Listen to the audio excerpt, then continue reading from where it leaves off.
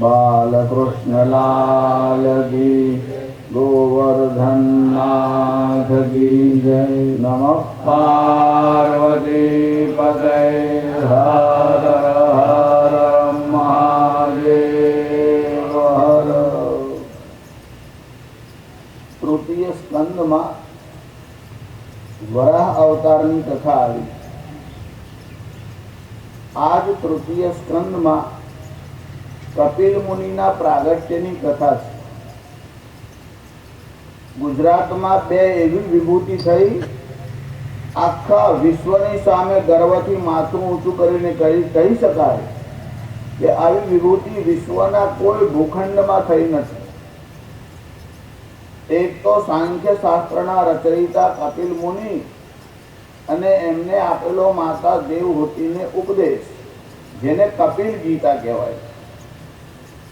आ कपिल गीता अने सांख्य शास्त्र बहु अद्भुत वस्तु छे। जे तत्वज्ञानना ज्ञाता छे अने जेने गीताना विषयमां कंईक समजण छे तेवा लोको एनो आनंद लई शकशे। सांख्य शास्त्रनुं खंडन जो के भगवान आद्य शंकराचार्य कर्युं छे, पण कोई एक महल तैयार थाय अने पछी उपरनो कोई कलश होय एने जरा ठीक करवानी जरूर होय, एम सांख्य शास्त्रना बीजा बधा सिद्धांतोथी जे वेद साथे विरोध धरावता नथी तेनी सामे भगवान आद्य शंकराचार्यने आपत्ति छे ज नहीं। जे मूलभूत भेद छे ते मात्र एक ज छे के सांख्य अव्यक्त अने जड़ एवी प्रकृतिथी जगतनी रचना माने छे अने शंकराचार्य परब्रह्म परमात्माने अभिन्न निमित्तोपादन कारण माने छे। मुख्य भेद अहींया छे। एक तो थया कपिल मुनि जेमने कपिल गीता आपी, अने बीजा छे याज्ञवल्क्य जेने वृद्धनगर अथवा वडनगर कहेवामां आवे छे, त्यां एमनुं प्रागट्य थयुं। फाधर ऑफ इंडियन फिलोसॉफी, भारतीय तत्वज्ञानना पिता जेने कही शकाय एवुं सामर्थ्य जेनुं छे ते भगवान याज्ञवल्क्य छे, जेमने शुक्ल यजुर्वेद आप्यो। जो वेद जे छे एना कोई रचयिता नथी। ऋषयो मंत्र दृष्टारः न तो कर्तारः। ऋषियो मंत्रना दृष्टा छे, कर्ता नथी। याज्ञवल्क्य तो गुरु साथेना विवादने कारणे सूर्यनारायणनी उपासना करी अने सरस्वतीनी कृपाथी शुक्ल यजुर्वेद प्राप्त कर्यो।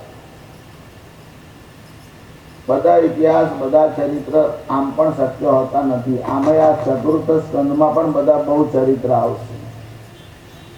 एमां सती चरित्र आवशे, एमां ध्रुव चरित्र आवशे, एमां पृथु चरित्र आवशे, एमां पुरंजननुं आख्यान आवशे।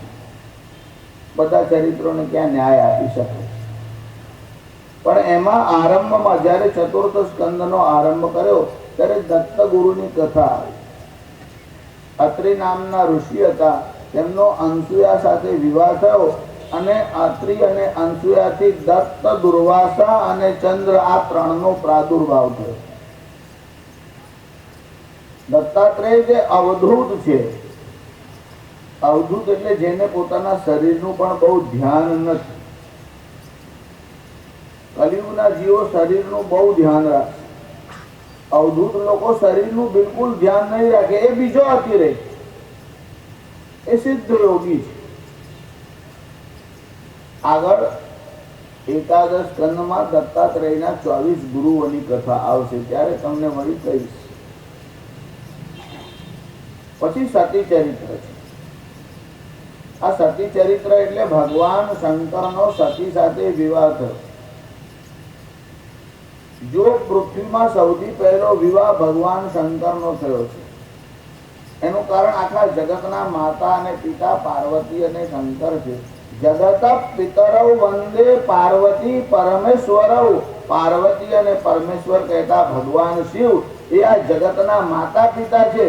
એટલે જગતનો જન્મ તો માતા પિતાના જન્મ પહેલા હોઈ શકે નહીં। અરે કોઈનો જન્મ એના બાપ કરતા પહેલા કેવી રીતે હોઈ શકે? भगवान शंकर आखा विश्वना आखी सृष्टिना पिता छे। એટલે તો ભગવાન માટે પરમ પિતા એવો શબ્દ લગાડાય। પછી પરમપિતા કહેવાય એટલે લોકો એવું સમજે છે કે જેમ આ પિતા છે તેમ પેલા પણ પિતા છે, આ પરમ છે.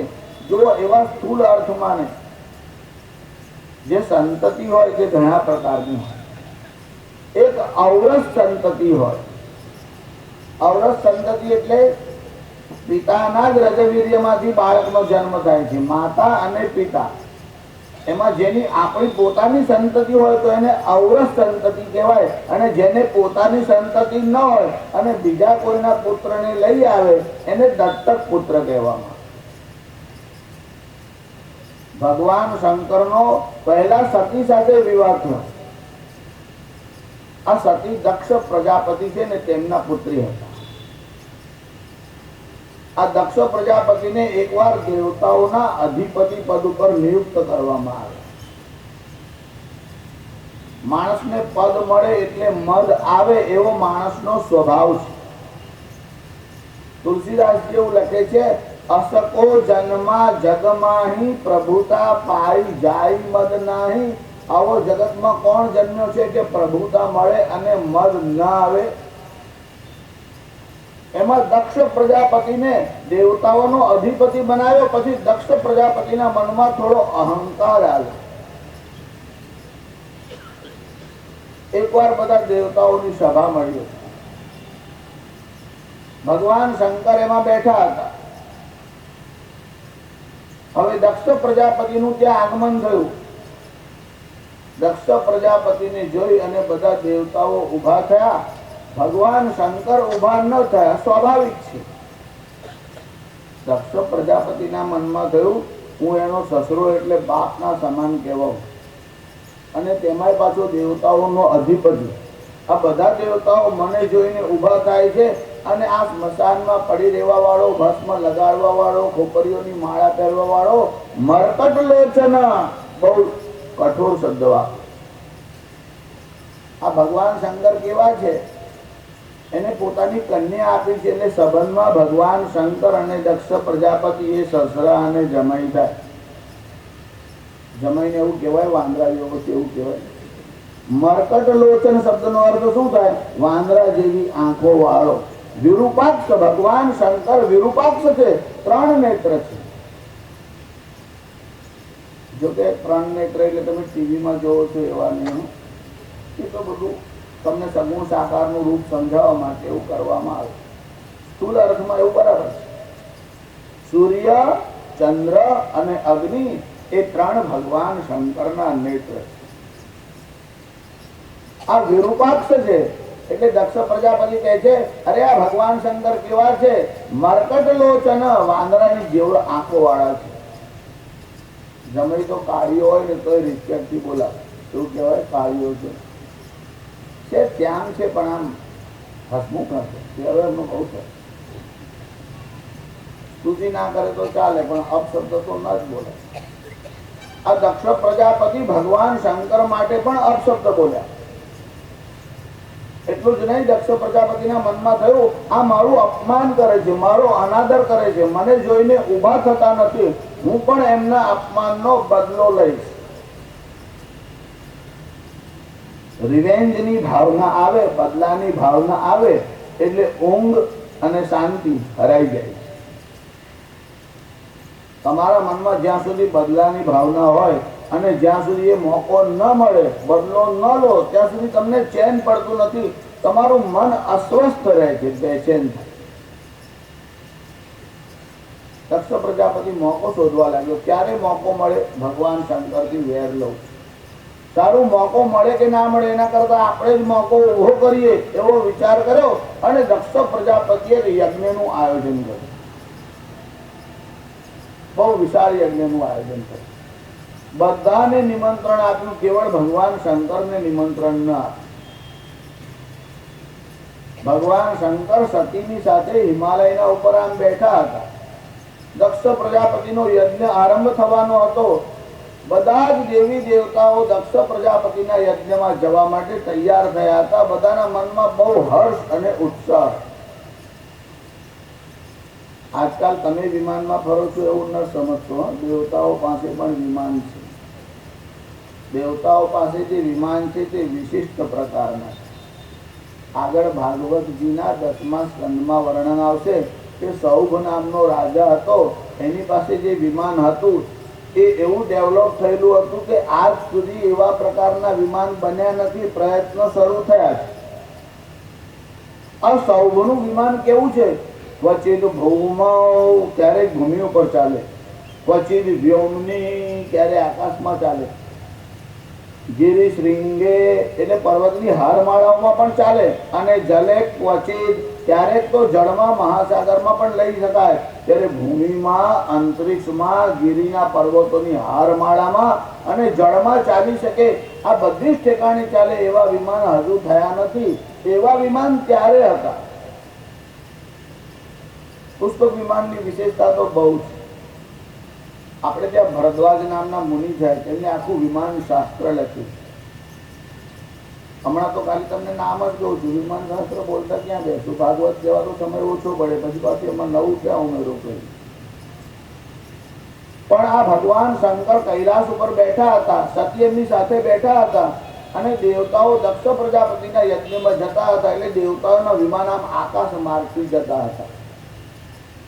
એટલે સતીનું ધ્યાન પડ્યું, ભગવાન શંકરનું ધ્યાન પડ્યું કે એક સમય આકાશ में उड़ते देखे विमान, जिसमें चढ़ सुर सुंदरी करत मनोहर गान.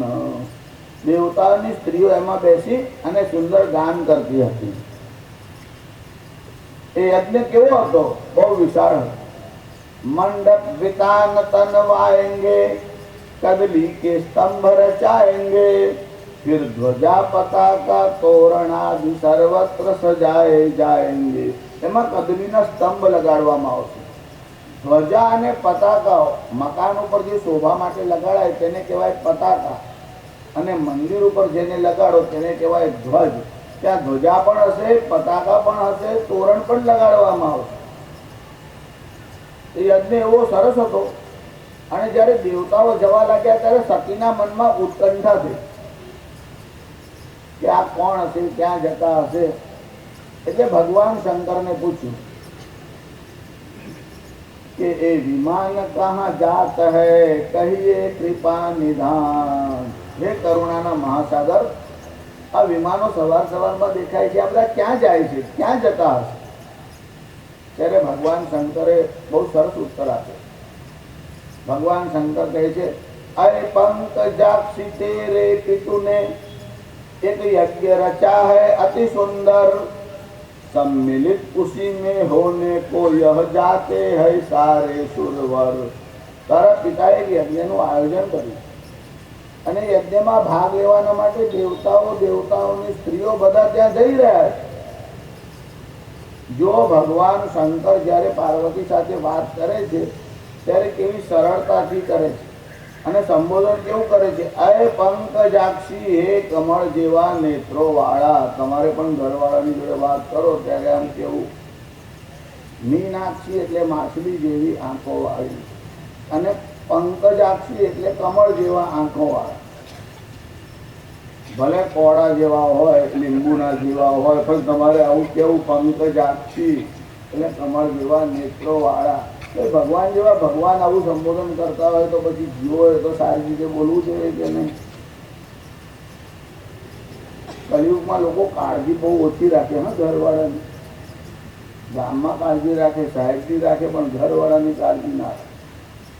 ઉત્સવ હોય, પ્રસંગ હોય તો 2 વાર યાદ કરે, 4 વાર યાદ કરે, ગજરા લઈ આવજો, ગજરા લઈ આવજો. ત્યારે માર્કેટમાંથી લાવે ખરો, પણ લાવીને આપતા જો તમે જોઈ લીધા હોય તો માથામાં નાખવાની ઈચ્છા ના.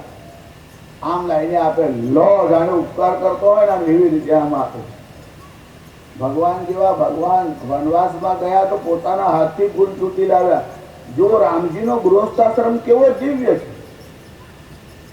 રામજી વનમાં ગયા ત્યારે પણ સીતાજીને એવું લાગ્યું નથી કે હું અહીંયા વનમાં છું, ક્યાં આમની સાથે આવી. એના કરતા પિતાને ત્યાં જતી રહી હોય, જનક રાજાને ત્યાં મિથિલા નગરીમાં આનંદથી રહે, આવો વિચાર સીતાજીને ના આવે. વનમાં પણ ભગવાને એટલું બધું ધ્યાન રાખ્યું છે. ગૃહસ્થાશ્રમ કેવો હોવો જોઈએ? રામજીનું જીવન વાંચો અને સાંભળો. એકવાર લક્ષ્મણ ગયા હતા સમીધ લેવાના માટે, ફળફૂલ લેવાને માટે, અને અને રામજીએ પોતાના હાથથી ફૂલ તોડ્યા. એક બાર ચુની કુસુમ સુહાય, એક બાર ચુની કુસુમ સુહાય, નિજ કર ભૂષણ રામ બનાય, નિજ કર ભૂષણ રામ બનાય, નિજ કર ભૂષણ રામ બનાય, નિજ કહી પહેરાય પ્રભુ સાધર, સીતहि પહેરાય પ્રભુ સાધર, बैठे फटिक शिला अति सुंदर, बैठे फटिक शिला अति सुंदर, सुरपति सुत धरि बायस वेशा, सुरपति सुर धरि बायस वेशा. તો બીજો પ્રસંગ આરંભ થાય છે. મારે તમને કહેવાનું છે કે વનવાસમાં આપણા રામજી ગયા, એક બાર ચૂની કુસુમ સુહાય, પોતાના હાથથી ફૂલ તોડ્યા, એમાં ત્યાં વેણી બનાવી અને સીતાજીને પોતે પહેરાવા લાગ્યા. સીતહિ પહેરાએ પ્રભુ સાદર. પણ જો રામજી જ્યારે વેણી બાંધતા હતા ત્યારે લક્ષ્મણ ફળ ફૂલ લેવા ગયા હતા. નાના ભાઈની પણ મર્યાદા આવી રાખી છે. હવે તો રોડ પર ચાલતો હોય તો મર્યાદાનું ભાન ના રહે. એવી રીતે ચાલતા હોય, એવી રીતે ચાલતા હોય. આપણે ત્યાં યુનિવર્સિટી છે ને, એની બહાર રોડ છે, ત્યાં લોકો આઈસ્ક્રીમ ખાવા માટે આવ્યા. છોકરા છોકરી આમ ફરતા હોય. કાકા ને કાકી પણ એ માર્ગથી આમ જતા. એમને પેલું બોર્ડ જો અહીંયા આઈસ્ક્રીમ મળે છે એટલે ઉભા આઈસ્ક્રીમ ખાવા લાગે. પછી આઈસ્ક્રીમ ખાઈને આગળ આમ ચાલવા લાગે. આગળ એક છોકરો ને છોકરી બંને આમ હાથ પકડીને ચાલતા. પેલા કાકાએ કાકીના તરફ જોઈને કીધું, આ છોકરાઓ જેટલી પણ અક્કલ તારામાં નથી. આવી આવી ચાલે છે, જો આ છોકરાઓ કેવા આમ હાથ પકડી પકડીને ચાલે. પણ એમને કીધું એવું કે આ છોકરાઓ જેટલી અક્કલ તારામાં નથી. ત્યારે કાકીએ કીધું કે આ છોકરો કેમ હાથ પકડીને ચાલે છે તમને ખબર છે? ના, એને બીક લાગે છે કે નાસી ના જાય એટલે પકડી રાખે છે. મને ખાતરી છે તમે કઈ જવાના નથી. આટલો વિશ્વાસ હોય કે આ રોડ પર ચાલો ત્યારે તો જરા વિવેક અને મર્યાદાથી ચાલો. પતિ પત્ની એકલા હોય, આનંદમાં રહે, હસી મજાક કરે તો દોષ નથી, પણ મર્યાદા ધર્મનું ઉલ્લંઘન કરીને નહીં. રામજી આભૂષણ પહેરાવે છે પણ ત્યારે લક્ષ્મણની પણ હાજરી નથી. લક્ષ્મણ તો નાનો છે. નાના ભાઈની હાજરીમાં મોટા ભાઈ ભાભીના પાસે સેવા લે તો પણ દોષ નથી. મહાભારતમાં આખી ઘટના છે. મહાભારતમાં મર્યાદા ધર્મ રામાયણમાં તો સમજાવ્યો જ છે, પણ મહાભારતમાં કેટલાક લો, કેટલાક કાયદાઓમાં જેમ અપવાદ હોય છે, મહાભારતમાં બહુ સુંદર વસ્તુ બતાવી. પાંડવોનો આવો નિયમ હતો કે દ્રૌપદીની સાથે જ્યારે કોઈ બેઠું હોય ત્યારે બીજા એ રૂમમાં પ્રવેશ ન કરવો. આવો એક સાધારણ નિયમ બને. પણ જરૂર હોય તો જવું પડે, કારણ વગર અંદર એકદમ જવું નહીં. ઘણા લોકોનો સ્વભાવ હોય ગમે ત્યાં ઘૂસી જ જાય, દસ્તક કર્યા વગર. અરે દરવાજો પર ન ખકડા હોય તો જય શ્રી કૃષ્ણ બોલતા બોલતા તો જાઓ, ભગવાનનું નામ બોલે. યુધિષ્ઠિર અને દ્રૌપદી બેઠા. પ્રસંગ એવો બન્યો કે એક બ્રાહ્મણ જે હતો ને, એને ગાય જે હતી તેનું અરણીનું પાત્ર લઈને આમ દોડવા લાગ્યો. હવે જયારે ગાય દોડવા લાગી ત્યારે બ્રાહ્મણ અર્જુન પાસે આવ્યો અને કહ્યું કે મારી રક્ષા કર. એટલે શસ્ત્ર લેવાની જરૂર હતી. અને ગોહરણ પર્વમાં પણ એવું બન્યું કે ગાયોની રક્ષા માટે શસ્ત્ર લેવાની જરૂર પડી. અને આ શસ્ત્રો પડ્યા હતા યુધિષ્ઠિર જે કક્ષમાં હતા ત્યાં. દ્રૌપદી બેઠા છે, શસ્ત્ર લેવા જવું છે. એટલે અર્જુને શું કર્યું? ઉલટા પગે, જેમ તમે રિવર્સ ગાડી લાવો છો ને એમ ઉલટા પગે અંદર આવ્યા અને શસ્ત્ર લીધું અને શસ્ત્ર લઈને બહાર નીકળ્યું. નિયમ એવો હતો કે જે બીજાની હાજરીમાં, એટલે મોટા ભાઈની કે ભાઈની હાજરીમાં પત્ની સાથે બેઠા હોય અને ત્યારે જો અંદર આવે તો એને 12 મહિના સુધી વનવાસ કરવા, ગુપ્તવાસ કરવા. હવે અર્જુને કહ્યું કે હું ગુપ્તવાસ કરીશ.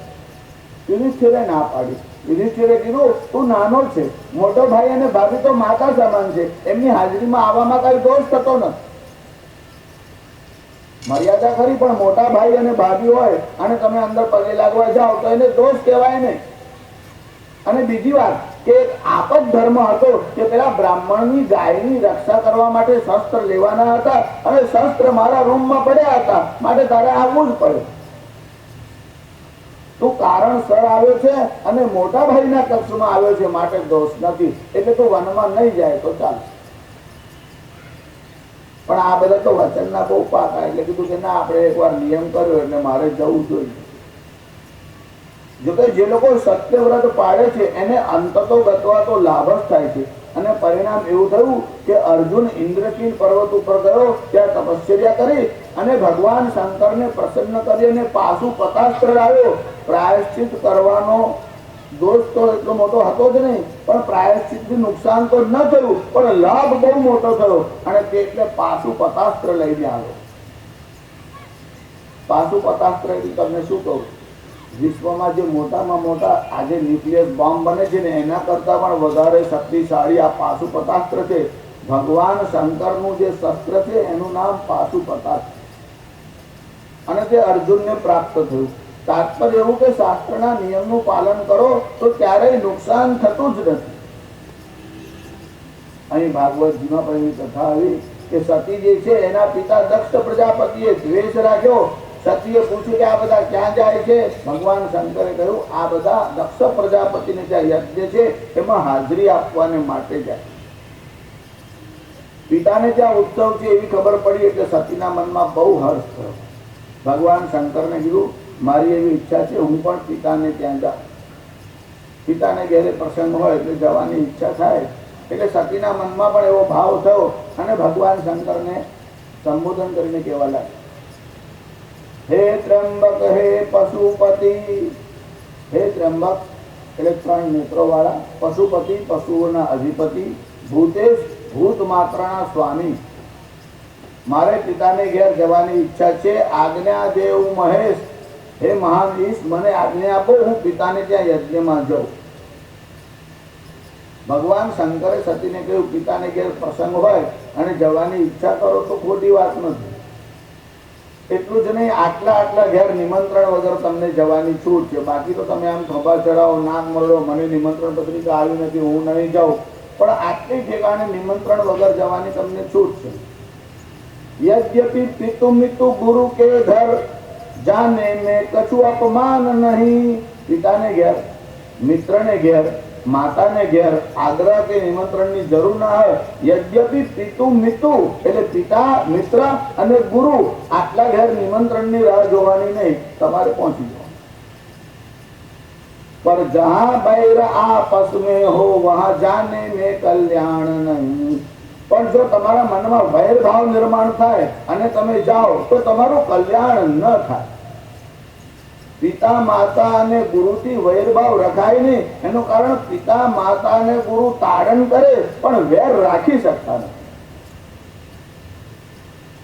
શાસ્ત્રીયનું કારણ શું હશે? એ તો તમે પિતા થાવ એટલે તમને કારણ ખબર પડે, તમે માતા થાવ એટલે તમને ખબર પડી જાય, તમે ગુરુ થાવ એટલે તમને ખબર પડી જાય. એમાં ભણવાની જરૂર નથી, સમયની જ આવશ્યકતાની. સતીએ ભગવાન શંકરને કહ્યું મારે પિતાને ત્યાં જવું છે, મને આજ્ઞા આપો. ભગવાન શંકરે કહ્યું કે જો યજ્ઞ છે જવામાં વાંધો નથી, પણ તારો બાપ મનમાં દ્વેષ રાખે. બધા દેવતાઓને નિમંત્રણ આપ્યું છે, મને નિમંત્રણ આપ્યું નથી, એટલે મને એમ લાગે છે કે ત્યાં જવામાં તારું કલ્યાણ નહીં થાય. ભગવાન શંકરે સમજાવ્યા પણ સતી માન્યા નહીં. સતીએ મનમાં હઠ કરી, બસ મારે જવું જ છે. ભગવાન શંકરે બહુ સમજાવ્યા, નારી હઠ જગ પ્રસિદ્ધ હૈ. જગતમાં સ્ત્રી હઠ પ્રસિદ્ધ છે. આટલી હઠ પ્રસિદ્ધ છે. એક બાલ હઠ, એક સ્ત્રી હઠ, એક રાજ હઠ અને ચોથી યોગી હઠ. આ ચારની હઠ બહુ ભારે હોય. બાળકોની હઠ તો બહુ ભારે હોય. તમારા મનમાં એવું થાય કે બાળક શું હઠ કરે તો 10 મિનિટમાં ભૂલી જાય, પણ કોઈ વાર ત્રાસ બહુ કરે. બિરબલે કીધું બાલ હઠ બહુ ભયંકર છે. અકબર કે એટલે શું થાય એમ કે થોડી વાર માટે મને બાળક સમજી લો, હું તમને બતાવું શું થાય. અકબરના મનમાં થયું શું માગીને માગશે. કીધું હા ચાલ તું બાળક થઈ જા. એટલે આ તો બાળકની જેમ આમ રડવા લાગ્યો. પછી બધું બોલતો ખરો, રડ શું કરે, શું જોઈએ એટલે એમ કરે પણ બોલે નહીં, ખાલી ખબર જ ચડાવે. બીજી વાર પૂછ્યું, ત્રીજી વાર પૂછ્યું, એટલે શેરડી ખાવી. ઓહો, એમ કે હવે એને એવી સિઝનમાં શેરડી માંગેલી, શેરડી હતી જ નહીં ત્યાં. પણ આ તો રાજા હતો. 4 ઘોડેસવારોને બોલાવી દીધું, જાઓ ચારે દિશામાં જે ખેતરમાંથી જે ભાવે મળે જલ્દી શેરડી લઈને આવો. એક ઉત્તરમાં, દક્ષિણમાં, પૂર્વમાં, પશ્ચિમમાં, ચારે દિશામાં પેલા ઘોડેસવારો ગયા. એક ખેતરમાંથી માંડ શેરડી મળી એટલે એને મોં માગી કિંમત આપી અને 8-10 શેરડીના દંડા લઈ આવ્યા. આમ તો રડવાનું ચાલુ ને, અરે ભાઈ હવે આવી ગઈ શેરડી, હવે શાંત હતા કે ના શું થયું એમ છે, આ આપો, આ લે, તો કે ના આ નહીં પેલી, આ તો પેલી. પાછા કે ભાઈ જે આંગળી મૂકે તે એને આપો, એટલે આંગળી મૂકે આ જોઈએ છે ભાઈ આ આપો. હવે ખબર છે હવે શું થયું છે, છોલી ના આપો કે. અરે બધા સેવકને કીધું ભાઈ આને છોલી નાખ. છોલી આપી, રડવાનું ચાલુ. હવે શું છે કે કટકા કરી આપો, એટલે પાછા કકડા કરી આપો. હજુ રડવાનું ચાલુ. હવે શું છે કે કકડા નહીં જોઈએ, આખી આપો કે. હવે એનો બાપ હુમાયું આવે તો આખી થાય કરી કકડા કર્યા પછી. આ છોકરાઓ હર્ટ કરે એટલે મોટાઓને ત્રાસ કરે. બાલ હર્ટ, સ્ત્રી હર્ટ, રાજ હર્ટ, યોગી હર્ટ, આ બધી પ્રસિદ્ધ હર્ટ છે. એમાં સ્ત્રીઓની હર્ટ એ તો આપણા વડોદરાના બહેનો બધા સારા, કોઈ હર્ટ કરતા નથી. બાકી તમે આમ બીજા પેટમાં જાઓ ને તો બહુ ત્રાસ, બહુ ત્રાસ. ભગવાન શંકરે મનમાં વિચાર કર્યો, જબ શંકર ને દેખા નહીં मानेगी यह बात, नारी हठ जग विदित है उसमें नहीं कुछ लात. ભગવાનને ખાતરી થઈ આ માનશે નહીં એટલે પોતાના સેવકોને બોલાવ્યા અને સેવકોને આજ્ઞા આપી કે જાઓ સતીને એના બાપને ત્યાં મૂક્યો. પાલખી લાવવા માટે આવી સેવકો આવ્યા. સતી તૈયાર થયા. બાપને ત્યાં જવાનું હતું એટલે સ્ફૂર્તિ બહુ. તમે બહેનોની ચાલ જુઓ એટલે તમને ખબર પડે ક્યાં જતા હશે, ક્યાંથી આવતા હશે. જો જલ્દી જલ્દી બેગ બિસ્તરા તૈયાર કરે અને બહુ ઉત્સાહમાં હોય, ફટફટ ચાલે એટલે સમજી રહું બાપાને ઘેર જવાની. અને ઇન્ફ્લુએન્ઝા થયો હોય, મેલેરિયા થયો હોય એવું મોડું થાય એટલે સમજી લેવાનું કે હારીમાં જવાનું હશે. ચાલથી તમને ખબર પડી જાય. સતી એટલા બધા ઉત્સાહમાં આવ્યા, બેગ બિસ્તરા બધા તૈયાર કર્યા, જોડે સામાન લીધો. શાનો સામાન લીધો? જો આ સ્ત્રીઓ તૈયાર થાય ને ત્યારે કેટલીક સામગ્રી સાથે રાખે. શ્રૃંગારની સામગ્રી તો સાથે જ હોય. સતી પણ શ્રૃંગાર તો તે કાળે પણ કરતા હતા. મુખે તે તાંબૂલમ નયન યુગલે કજ્જલ કલા લલાટે કાશ્મીરમ વિલસતી ગલે મૌક્તિકલતા સ્ફુરત કાંચી સાટી પૃથુકટી તટે હાટકમયી ભજામિ ત્વં ગૌરીમ નગપતિ કિશોરીમ વિરતમ. મુખે તે તાંબૂલમ, મોઢામાં પાન રાખ્યું એટલે જીભ અને હોઠ લાલ લાલ દે. નયન યુગલે કજ્જલ કલા, આંખમાં કાજળ કરે. કેટલાક બહેનો આમ કાજળ કરે પછી તે કાન સુધી આમ ખેંચી. એક તો અંધારામાં સામે મળ્યા હોય ત્યારે હસે ત્યારે દાંત જ દેખાય એવો રંગ, અને પછી પાછું ઉપરથી આમ કાજળ કર્યું હોય. આમ લલાટે કાશ્મીરમ, લલાટમાં એટલે કપાળના અંદર આમ કેસર અને ચંદન મૂકીને લગાડ્યું. લલાટે કાશ્મીરમ વિલસતી ગલે મૌક્તિકલતા, અને ગળામાં મોતીઓના હાર ધારણ કરેલા. તામ કેશબંધ, જલ્દી જલ્દી આમ અંબોડો આમ વાળ્યો, તેમાં આમ ફૂલ પણ ખોસેલા હતા. તામ સારિકા કંદુક દર્પણાંબુજ, સારિકા એટલે મેના. આ પોપટ અને મેના જે હોય, મેલ અને ફિમેલ, એમાં જે ફિમેલ હોય એને સંસ્કૃતમાં કહેવાય સારિકા. એટલે એમને એક પાંજરું જોડે લીધું, એમાં સારિકા એટલે મેના હતી. જયારે ફ્રી થયા હોય ત્યારે આ મેના જોડે રમત કરે, વાતો કરે, એટલે સાથે રાખેલું. તામ સારિકા કંદુક દર્પણાંબુજ, કંદુક એટલે રમવાનો દડો, એ પણ સાથે લીધો હતો. દર્પણ એટલે મિરર રાખેલો. આજકાલ બહેનો પર્સમાં રાખે ને, નાની આરતી રાખે, બધું લિપસ્ટિકનું, કાજળનું બધા સાધન રાખે, બધું સામગ્રી જોડી જ હોય. સતીએ બધી સામગ્રી સાથે લઈ અને પાલકીમાં બેસીને જવા માટે તૈયાર થયા. એટલા ઉતાવળા ચાલતા હતા, ઝંઝાસી ઉડતી જાતીથી, જાણે વાયુ ઝપાટાથી ચાલતો હોય એવી સ્પીડમાં આમ ચાલતા. મનમાં બહુ હર્ષ હતો. પિતાને ત્યાં જઈશ, બધી બહેનોને મળીશ, માતાને મળીશ, પિતાને મળીશ. પણ ત્યાં પહોંચી ત્યારે શું થયું? પર पर जब वह पीहर पहुंच गई तब तो अतीव अकुलानी है कि पीहर के किसी कुटुंबी ने उनको न जरा सन्मानी है। दक्ष प्रजापति ने ત્યાં પહોંચી ગયા ત્યારે પિતા એને તરફ જોયું નહીં, બોલ્યા નહીં. એમને ક્રોધ તો હતો ભગવાન શંકર માટે, પણ પોતાની પુત્રી સાથે પણ એવો વ્યવહાર કર્યો. અને સતી પ્રણામ કરવા ગયા તો દક્ષ પ્રજાપતિ આમ પાછા ખસી ગયા, પ્રણામ પણ ન કરવા. पर जब वह पीहर पहुंच गई तब तो अतीव अकुलानी है, पीहर के किसी कुटुंबी ने उनको न जरा सन्मानी है। हाँ गला मात का भर आया, आखिर माता तो माता है। एनी मानु हृदय भरे આવ્યું કે મારી છોકરી આટલા ઉત્સાહથી આવી છે, એની જોડે કોઈ હસીને બોલતું પણ નથી. એટલામાં એની બહેનો આમ દોડીને આવી અને એને ગળે લગાડી. હવે સતીએ પૂછ્યું કે આજે શું છે? કે યજ્ઞ છે. યજ્ઞ ક્યાં છે? એટલે જ્યાં યજ્ઞ મંડપ બનાવ્યો હતો, જ્યાં બધા બ્રાહ્મણો ઋષિઓ બેઠેલા હતા, સતી યજ્ઞ જોવાના માટે ગયા.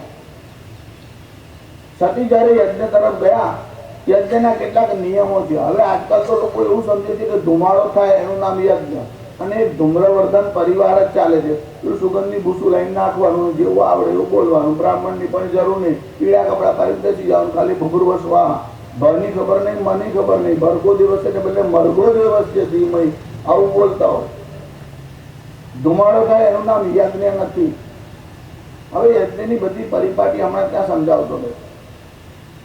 પણ યજ્ઞમાં શિવનો ભાવ રુદ્ર કલશ રાખવામાં આવે. અહીંયા તો શિવના સાથે વેર થયું એટલે રુદ્ર કલશ રાખ્યો નહોતો. અને સતી યજ્ઞમાં આવ્યા, સતીએ જોયું કે અહીંયા રુદ્ર કલશ નથી, મારા પતિનો અનાદર કર્યો છે. બસ આટલો વિચાર આવતા સતીના મનમાં બહુ ક્રોધ આવ્યો. તમારું ગમે તેટલું સન્માન હોય, તમને ગમે તેટલી ધન સંપત્તિ આપે, પણ જ્યાં તમારા પતિનું સન્માન ન હોય ત્યાં તમારાથી જવાય નહીં. સતીએ મનમાં વિચાર કર્યો, અહીંયા આટલો મોટો યજ્ઞ છે, દેવતાઓ આવ્યા તો શું થયું? આમાં રુદ્ર કલશ તો છે નહીં. ભગવાન શંકરનો જે યજ્ઞમાં અનાદર થાય તે યજ્ઞ દર્શનને લાયક હતો નહીં. સતીના મનમાં ક્રોધ આવ્યો. સતી મનમાં વિચાર કરવા લાગ્યા, યહ દેહ પિતા સે ઉદ્ભવ હૈ અતએવ યહ ભી. આ દેહ જે છે તે પિતાથી નિર્માણ થયો છે, એટલે આ દેહ પણ અપરાધી છે. કેમ કે જે શિવની નિંદા કરતો હોય તેના ઘરે જન્મ થાય એ પણ પાપનું ફળ છે. મારા બાપે શિવની નિંદા કરી છે અને મારો જન્મ એને ત્યાં થયો. અરે શિવદ્રોહીથી જો આ શરીર મળ્યું હોય તો મારે આ શરીર જ જોઈતું નથી, એવો વિચાર કર્યો. અને સતીએ શું કર્યું? પોતાના પગના અંગૂઠામાંથી અગ્નિદેવનું સ્મરણ કર્યું. યો કહેકર સતીને તુરત તનુ કો कीना छार, भरी सभा में मच गया सहसा हाहाकार. એના અંગૂઠામાંથી અગ્નિની આમ જ્વાળા પ્રગટી અને સતીએ પોતાનું શરીર અગ્નિમાં નાખી દીધું. જે શિવનો નિંદક હોય, શિવનો દ્રોહી હોય, તેના ઘેરે જન્મ થાય તેવી ઈચ્છા ન રાખવી. એના ઘેરે જન્મ થાય તો આ શરીરને શા માટે સાચવવાનું? સતીએ પોતાનું શરીર અગ્નિમાં નાખી. ભગવાન શંકરના ગણો ત્યાં હાજર હતા. એમને જોયું કે સતીએ પોતાનું શરીર અગ્નિમાં નાખી દીધું છે. એમના મનમાં બહુ દુઃખ થયું કે હવે ભગવાન શંકરને શું સમાચાર આપીએ. કેટલાક ગણ દોડતા દોડતા કૈલાસ ઉપર ભગવાન શંકરને સમાચાર આપવા માટે ગયા કે कुछ गण भागे कैलाश गए, शिवजी को हाल सुनाया है. शिवजीने समाचार આપ્યા કે બહુ મોટી દુર્ઘટના થઈ, અમે તો યજ્ઞમાં ગયા હતા પણ સતીએ પોતાનું શરીર અગ્નિમાં હોમી દીધું. ભગવાન શંકર ધ્યાનમાંથી જાગૃત થયા અને જ્યાં ભગવાન શંકરે આ સમાચાર સાંભળ્યા, સુનકર મૃત્યુંજય की छाती हिल उठी और दहक उठी. भगवान शंकरना शरीરમાં ક્રોધને કારણે રોમાંચ આવ્યો. हो गए नेत्र सब रक्त वर्ण, मन में क्रोधाग्नि भड़क उठी. शिवजीना नेत्र क्रोधने कारणे एकदम लाल लाल થયા. સ્ફુરમાણોસ્ત હોઠ કાંપવા લાગ્યો, શરીરના રોંગટા ઊભા થઈ ગયા. ભગવાને પોતાનું મસ્તિષ્ક આમ હલાવ્યું. ભગવાનની વિશાળ જટાઓમાંથી ભગવાને આમ છોડી નાખી. જ્યાં ભગવાન પોતાનું મસ્તિષ્ક હલાવવા લાગ્યા, ભગવાનના વાળ આમ ચારે તરફ નીકળ્યા. ભગવાન શંકરે પોતાની જટામાંથી આમ એક વાળ તોડ્યો અને વાળ તોડતા જ ભગવાને સંકલ્પ કર્યો. એમાંથી વીરભદ્ર નામનો એક ગણ તૈયાર થયો. ભગવાનની સામે હાથ જોડીને ઉભો રહ્યો. ભગવાન શંકરને કીધું, પ્રભુ મારે માટે શું આજ્ઞા છે? એટલે ભગવાન શંકરે કીધું કે દક્ષ પ્રજાપતિના યજ્ઞમાં જા અને જેના કારણે આ દુર્ઘટના બની છે એમને બધાને દંડ આપ. અને જ્યાં વીરભદ્રને ભગવાન શંકરે આજ્ઞા કરી, આજ્ઞા પાકર વહ વીરભદ્ર દક્ષ કે પાસ પહોંચા સત્વર. ઇમિડિયેટલી તરત જ જ્યાં દક્ષ પ્રજાપતિ હતો ત્યાં ગણ પહોંચી ગયો. બધા બીજા ગણોને લઈને ગયા હતા. જે મોટો યજ્ઞ મંડપ બનાવ્યો હતો એમાંથી વાંસ ખેંચીને તોડવા લાગ્યા. મંડપ કે બાંસ ઉખાડ લીએ, लोगों के लगे फोड़ने सर. ऋषि मुनि गंधर्व सभी लगे भागने इधर उधर.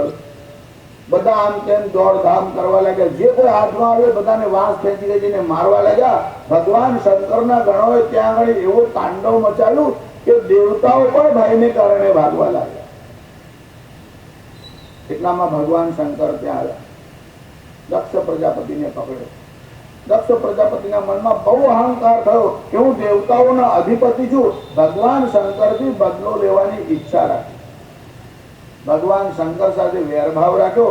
ભગવાન શંકરે દક્ષ પ્રજાપતિનો શિરચ્છેદ કર્યો, માથું કાપ્યું અને યજ્ઞ કુંડના અંદર નાખ્યું. હવે તો દેવતાઓ બધા ભેગા થઈ ગયા. ભગવાન શંકરને કહેવા લાગ્યા, પ્રભુ આપ શાંત થાઓ, આપ શાંત થાઓ. જો તમે આટલા કોપાયમાન થાઓ તો આ બ્રહ્માંડનો પ્રલય થાય. આ બ્રહ્માંડની રક્ષા કોણ કરશે? દક્ષ પ્રજાપતિએ તમારો અપરાધ કર્યો, તમે દક્ષ પ્રજાપતિને દંડ આપ્યો, પણ આ દેવતાઓનો અધિપતિ છે એને પુનર્જીવિત કરો, નહીં તો આ દેવતાઓનું શાસન કેવી રીતે ચાલશે? બધા જ દેવતાઓએ ભગવાન શંકરને પ્રાર્થના કરી. ભગવાન શંકરે દેવતાઓની પ્રાર્થના સાંભળી. આમ તો ભગવાન શંકર કોપાયમાન થાય છે, પણ ભગવાન શંકર કરુણાવાન પણ બહુ છે. એટલે વિશ્વભરમાં ગમે તે દેવી દેવતાની ઉપાસના ચાલતી હોય, નવચંડી થતી હોય કે રુદ્રયાગ થતો હોય કે વિષ્ણુયાગ થતો હોય, બધામાં આરતીમાં સ્મરણ કોણ કરવામાં આવે? કર્પૂર ગૌરમ કરુણાવતારમ સંસાર સારમ ભુજગેન્દ્રહારમ. આ ભગવાન શંકર કેવા છે? કપૂરના જેવો સફેદ દેહ છે. કર્પૂર ગૌરમ કરુણાવતારમ. ભગવાન શંકર કરુણાના અવતાર છે. ક્રોધાવતારમ એવું આવે છે ને. ભગવાન શંકર ક્રોધ કરે છે પણ કરુણાના અવતાર છે. એકવાર ક્રોધ કર્યો, દક્ષ પ્રજાપતિને દંડ આપ્યો, દેવતાઓએ પ્રાર્થના કરી, ભગવાન તરત કરુણાવાન છે. ભગવાન અનુગ્રહ કરવા લાગ્યા. પણ શું કર્યું? દક્ષ પ્રજાપતિને દંડ કરવો જરૂરી હતો. જો અપરાધીને દંડ ન કરો તો બીજી વાર અપરાધ કરે. ભગવાન શંકરે શું કર્યું? બકરાનું માથું કાપ્યું અને દક્ષ પ્રજાપતિના ધડ ઉપર બકરાનું માથું લગાવ્યું. સોમનાથો વૈદ્યનાથો ધન્વંતરી રથાશ્વિનૌ પંચૈતાનિ સ્મરે નિત્યમ વ્યાધિસ્તસ્ય ન જાયતે. આ પાંચનું સ્મરણ કરો, તેને વ્યાધિની પીડા થતી નથી. આ પાંચ કોણ? સોમનાથો એટલે ભગવાન સોમનાથ. વૈદ્યનાથો એમનું બીજું નામ વૈદ્યનાથ છે. આ સૃષ્ટિમાં સૌથી પહેલી સર્જરીનો પ્રયોગ ભગવાન શંકરે કર્યો. પહેલા પુત્ર ઉપર કર્યો, એના પહેલા સસરા ઉપર કર્યો. એટલે સસરાનું દક્ષ પ્રજાપતિનું માથું કાપ્યું અને બકરાનું માથું લગાડ્યું. પછી ગણેશજીનું માથું કાપ્યું અને હાથીનું માથું લગાડ્યું. આ સૌથી પહેલો આટલો મોટો પ્રયોગ શસ્ત્રક્રિયાનો કર્યો હોય તો વૈદ્યનાથ, વૈદ્યોના જે અધિપતિ છે તે ભગવાન શંકર. દક્ષ પ્રજાપતિના ધડ પર બકરાનું માથું કેમ લગાડ્યું? તમે જુઓ, બકરા અને બકરી હોય ને તેનો સ્વભાવ કેવો હોય. તમે બકરા પાસે થોડી વાર ઉભા રહો, મેં મેં મેં. ઘણા લોકોને મને પૂછ્યું નહીં, મેં કીધું સાંભળ્યું નહીં, મેં એવું કર્યા જ કરે. બહુ અહંકાર કરે તો બકરો થાય, ને બહુ પાન ખાય ને તે બકરી થાય. કેટલાક બહેનો આમ કથા વાર્તા કરે, પછી જોડે પેલી પેટી લઈને આવે, પછી થોડી વાર થાય ચૂનો લગાડે, કાંટો લગાડે, આમ લગાડે, આમ. બીજા જન્મમાં બકરી થાય, પછી બધા પાન ખાવાની છૂટ. નાગરવેલના નહીં, હા, આકડા ના ચાલે, લીમડા ના ચાલે, પીપળા ના ચાલે, ઊંટ મૂકે આકડો, બકરી મૂકે કાંકરો, બધા જ પાન ખાય. પછી તમને બધા પાન ખાવાનો લાભ મળે. ખાલી નાગરવેલના પાનમાં શું રાખ્યું? ઠાકોરજીની પ્રસાદી પ્રસાદી કહીને 2 ટાઈમ લે તો ચાલે. આ તો અડધો કલાકે મોઢામાં છૂછા જ કરે, છૂછા જ કરે. અમે જે ગામમાં ભાગવતની કથા કરવા માટે ગયા, દસમ સ્કંદની આમ કથા ચાલે ને એક બેન આમ આગળ સ્ટેજ પાસે નજીક બેઠે, પછી પેલી ચમચી કે છે ને તે આમ ખોલી પેલા પાન એમાં મૂકે ને, પેટી પણ આવે ચમચી પણ આવે, પછી એમાંથી એક પાન કાઢ્યું, પછી એમાંથી આમ લીચું કાઢ્યું, પછી પાનને આમ પેલા જરાસનને ચીરે એમ વચ્ચેથી આમ ચીરી નાખ્યું, એક આ બાજુ મૂક્યું, એક આ બાજુ. તો મને એમ થયું કે એક એમના માટે બનાવતા હશે, એક મારા માટે બનાવતા. આ તો મારા મનમાં આવું કે કથામાં થોડું પૂછાય કોના માટે બનાવતો, મારા મનમાં એવું કે કદાચ મારા માટે બનાવતા. ચૂનો લગાડ્યો, કાંથો લગાડ્યો, સોપારી નાખી, ધાણા દાળ નાખી, વલિયારી લવીને આમ ઠૂસ્યું અને આમ ગોળ વાળ્યું. મને એમ કે આમ હાથ ઊંચો કરે એટલે હું આમ હાથ મહિન લઈ લો, એમને તો ફટ લઈને મોરમ ઠૂસી દીધું. મને એમ જેવું પહેલા પોતાનો વિચાર કરતા હશે, પછી આપણો કરશે, પેલું બીજું છે તે મને આપશે એટલે હું ફરી રાહ જોઈને લખે. એમને તો બીજું કઈ બીજા ઘરો ભાવ નાખી દીધું, એક આ બાજુ એક આ બાજુ. પોતાનો વિચાર એ મનુષ્ય માત્રનો સ્વભાવ છે, પોતાનો વિચાર એ પ્રકૃતિ છે, બીજાનો વિચાર એ સંસ્કૃતિ છે, અને બીજાનું બગાડે એનું નામ વિકૃતિ છે. સંસ્કૃતિ આવે ત્યારે આવે, વિકૃતિ ના આવે એટલા સાવધાન તો રહો. દક્ષ પ્રજાપતિનું માથું કાપી અને ભગવાન શંકર એના પર બકરાનું માથું લગાડ્યું. સતીએ પોતાનું શરીર અગ્નિમાં છોડ્યું. લિયા જન્મ હિમરાજ ઘર થે ઉસકે બડ ભાગ. પણ પુણ્ય બહુ હતું, બીજો જન્મ હિમાલયને ત્યાં થયો. જો સતીનો પુનર્જન્મ હિમાલયને ત્યાં થયો, અને હિમાલય પર્વતોનો રાજા છે, અને પર્વતની પુત્રી હોવાથી એનું નામ થયું પાર્વતી. પાર્વતી નામ શાના ઉપર થયું? પર્વતની પુત્રી છે માટે એનું નામ પાર્વતી થયું. અને બહુ તપ કર્યું, બહુ તપ કર્યું. કેવા પાંદડાનો આહાર કરીને રહ્યા, અને પછી પર્ણ એટલે પાંદડા ખાવાનું પણ છોડી દીધું, એટલે એમનું નામ થયું અપર્ણા. બધા બહુ નામ છે દેવીના. અપર્ણા, પાર્વતી, દુર્ગા, મૃડાની, ચંડિકાંબિકા. આપણે જે આખી ડિક્શનરી છે ને એ આખી પદ્યમાં છે. તમારે અંગ્રેજીની ડિક્શનરી ગોખવી હોય તો વાર લાગે, એમાં સિનોનિમસ શબ્દ યાદ કરવા હોય તો પણ ગદ્યમાં આવે. સંસ્કૃતમાં ડિક્શનરી પણ પદ્યમાં આવે, અને કાવ્ય હોય એટલે યાદ જલ્દી થઈ જાય. તમારે દેવી દેવતાઓના નામ યાદ રાખવા હોય તો એક શ્લોક યાદ કરો એટલે તમને થઈ જાય. લક્ષ્મીજીના તમારે નામ યાદ કરવા છે. ઇન્દિરા, લોક માતા, મા ક્ષીરોદ, તનયા રમા. અરે વિષ્ણુ સહસ્રનામમાં તો 1000 નામ ભગવાન વિષ્ણુના. એ જ મહાભારતમાં શિવ સહસ્ર નામ છે, એમાં પણ શિવજીના 1000 નામ છે. સ્કંદ પુરાણમાં ગંગા સહસ્ર નામ, ગંગાજીના 1000 નામ છે. દેવી ભાગવતમાં ગાયત્રી સહસ્ર નામ, ગાયત્રીના 1000 નામ છે. જો સહસ્ર નામ, લોકો તેને સહસ્ત્ર નામ એવું બોલે, એમાં સહસ્ત્ર ના આવે, સહસ્ર. સહસ્ર નો અર્થ થાય છે 1000, અને સહસ્ત્ર નો અર્થ થાય સહસ્ત્ર એટલે વિથ વેપન. એટલે વિષ્ણુ સહસ્ર નામ, the 1000 name of lord Vishnu, એટલે એનું ઉચ્ચારણ શુદ્ધ થાય તે જરૂરી. પાર્વતીનો જન્મ ક્યાં થયો? હિમાલયને ત્યાં. હિમાદ્રૈ સંભૂતા સુલલિત કરૈ પલ્લવયુતા સુપુષ્પા મુક્તાભિ ભ્રમર કલિતા ચાલક ભરૈ. જો પાર્વતીનો હિમાલયને ત્યાં જન્મ થયો, ભગવાન શંકરનો વિવાહ થયો, સતી ચરિત્રનો વિચાર કર્યો. આ ચતુર્થ સ્કંદમાં સતી ચરિત્ર, પછી ધ્રુવ ચરિત્રનું વર્ણન. ભગવાન મનુના વંશની કથા છે. આપણે ત્યાં કલ્પ સુધીમાં 14 મનુ થાય છે. તમારે ઇતિહાસ ભણવો હોય તો તમને કાળની સમજણ હોય, ત્યાં ઘટના ઈસવીસન પૂર્વેની છે, ઈસવીસન પછીની છે, અથવા વિક્રમાબ્દ અમુક છે, યુધિષ્ઠિર સંવત અમુક છે, તો તમને આ ઘટના ક્યારે બની તેની સમજણ પડે.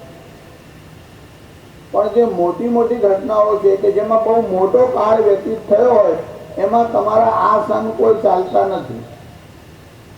એમાં જે ચાલે તેને મન્વંતર કાળ કહેવાય. એક મનુનો જે કાળ હોય તેને મન્વંતર કાળ કહેવાય.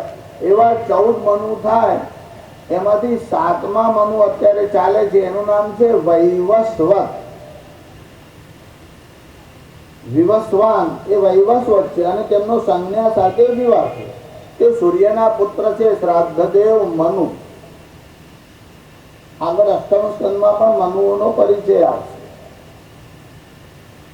આ સતयुगની घटना છે कि सतयुग में एक समय पर सुंदर सुकृत स्वरूप स्वयं भुव मनु के तनय थे भारत के भूप। उत्तान पाद इन भूपति का विख्यात नाम था त्रिभुवन में। वे न्याय नीति की मर्यादा रखते थे अपने शासन में। उनके सुराज में दुर्बल को बलवान सताते डरता था। निर्धन को धन का मत वाला धनवान दबाते डरता था। संपूर्ण राज्य का सुप्रबंध था कुशल कार्यकर्ताओं पर। रखते थे भूपति देखभाल खुद ही सब राज्य विभागों पर। शासन बहुत सुंदर હતું। આ ઉત્તાનપાદ નામનો રાજા, એની બે રાણીઓ હતી, એક સુનીતિ અને એક સુરુચિ। रुचि એટલે ટેસ્ટ અને સુરુચિ એટલે સુંદર ટેસ્ટ। મનને ગમે તેને કહેવાય સુરુચિ। અને નીતિ એટલે એથિક્સ, જે નીતિ પ્રમાણે ચાલે તે। એમાં પણ સુનીતિ એ નીતિ અનુસાર ચાલવા વાળા। પણ રાજાને સુનીતિ કરતા સુરુચિમાં પ્રેમ વધારે હતો। જેમ વાર્તામાં આવે ને, રાજાને બે રાણી, એક માણિકી એક અણમાણિકી। આ માણિકી કહે છે તે સુરુચિ હતી। સુનીતિ સાથે એમનો વિવાહ પ્રથમ થયેલો। ભાગવતની કથામાં થોડું અલંકારિક રીતે કવિઓએ ભાષામાં એનું વર્ણન કર્યું। કહે છે કે રાજાનો જ્યારે વિવાહ થયો સુનીતિ સાથે, ત્યારે એકવાર રાજા રાજ દરબારમાં ગયા હતા અને સુનીતિ ઘેરે બેઠા બેઠા કોઈ ગ્રંથનો પાઠ કરતા હતા। રાજસભા સે હો નિવૃત્ત, રાજસભામાંથી નિવૃત્ત થયા અને ઘરમાં આવવા માટે રાજા નીકળ્યા। રાજાએ આમ જેવો પ્રવેશ કર્યો, મહેલના અંદર દૃષ્ટિ કરી તો રાણી એક આસન બિછાવીને અંદર બેઠેલા હતા। देखा एक सुंदर आसन पर महिलों की महिमा बैठी है। फिर यह भी देखा राजा ने एक पुस्तक शोभा पाती है। रानी उसको तन्मय होकर मन ही मन पढ़ती जाती थी। राणीના હાથમાં એક પુસ્તક હતું અને એટલું બધું કોન્સન્ટ્રેશન થયું કે એકદમ સ્થિર ચિત્તથી વાંચતી હતી। રાજાનો પ્રવેશ થયો, રાજાએ મનના વિચાર કર્યો, આ શું વાંચતા? મનના વિચાર કર્યો કે પાછળથી ધીમેથી જાઉં અને એને ચમકાવું। અવચુક સમ્મુખ હો જાકર, અચાનક સામે જવું અને પછી રાણીને ચમકાવું, એવો વિચાર રાજાના મનમાં આવ્યો। એટલે રાજા આમ ચોર પગલાથી ધીરે ધીરે રાણીની પાસે આવ્યો, પર સ્વયં ચકિત હો ठिठक रहा। પણ નજીક ગયા પછી રાજા પોતે ચમકી ગયો। શું થયું?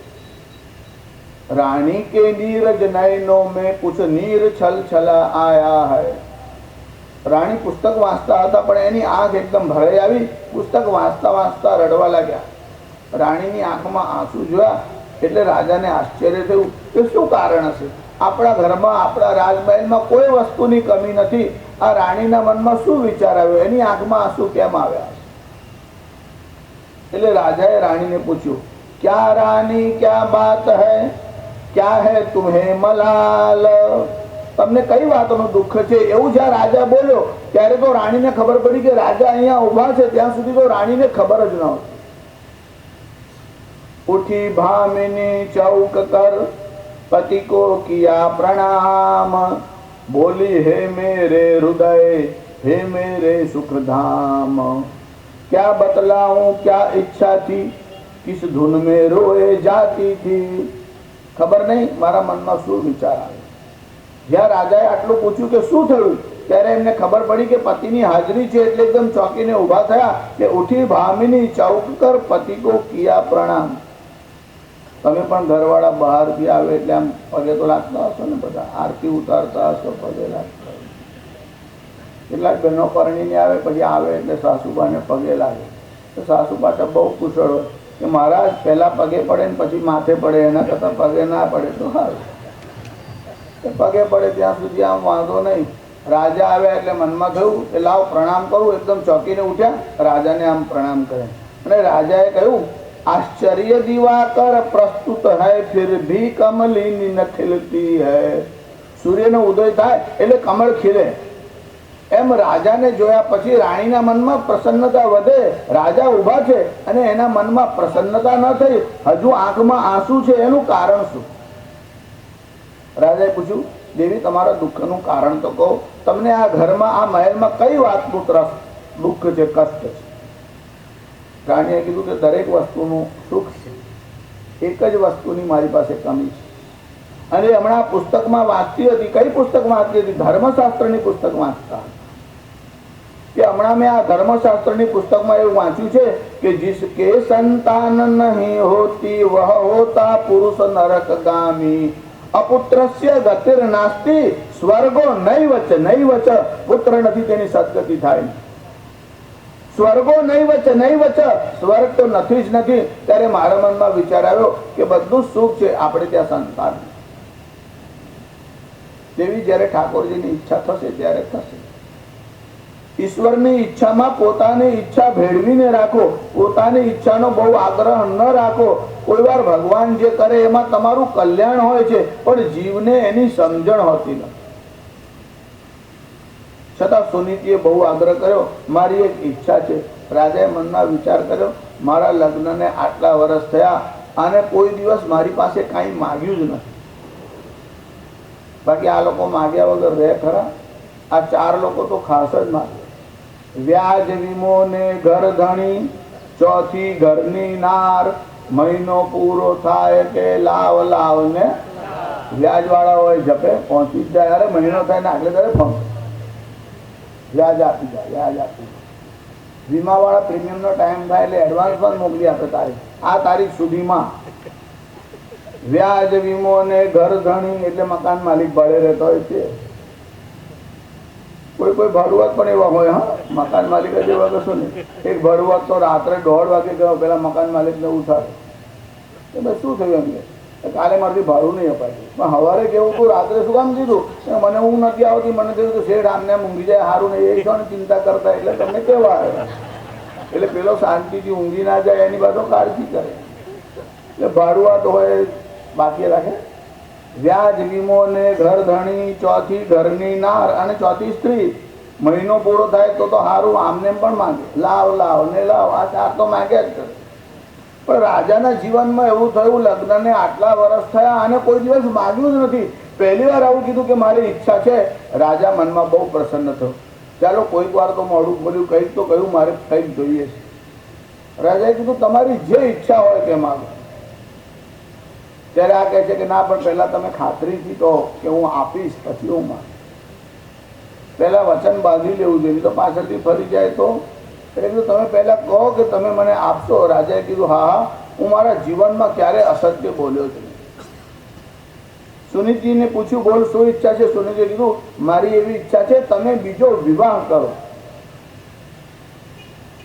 પોતાને સંતાન ન હતું, તમે બીજો વિવાહ કરો અને એનાથી સંતાન તમને થાય. મારી ઈચ્છા છે તમે બીજો વિવાહ કરો. આવું તમારે કહેવું નહીં, માગવું નહીં. આ તો બધી સચિવની વાર્તા, એમાં એવું આવે. અને કહેવાનું, વિવાહ કરવાનું કહો તો પેલો રાજા કરે નહીં. આ તો તમને પૂછ્યા વગર કરીને આવે ત્યારે તમને ખબર પડે કે છાનોમાનો નોંધાઈને આવ્યો છે. તમારે બધી છૂટ આપવી નહીં. કથામાંથી અમુક વાત જ શીખવાની, બધું શીખવાનું નહીં, નહીં તો અનર્થ નિર્માણ. બહુ આગ્રહ કર્યો સુનીતિએ. રાજાએ તો એના દુષ્પરિણામ પહેલા કીધા કે જો હું બીજો વિવાહ કરીશ તો પછી આપત્તિ પાછી તમને જ થશે. સુનીતિએ કીધું ના ના, હું એને મારી બહેનની જેમ રાખીશ, હું એની સેવા કરીશ. મારી ઈચ્છા છે આપણો સંસાર જે છે તે ફૂલે અને સમૃદ્ધ થાય. રાણીએ બહુ હઠ કર્યો એટલે રાજાએ બીજો વિવાહ કર્યો. સુનીતિ તો હતા સુરુચિ સાથે વિવાહ. પણ આ રાણી આવી, કોને ખબર કે સુનીતિનો ભાગ્યોદયમાં પણ નિમિત્ત થયા હશે.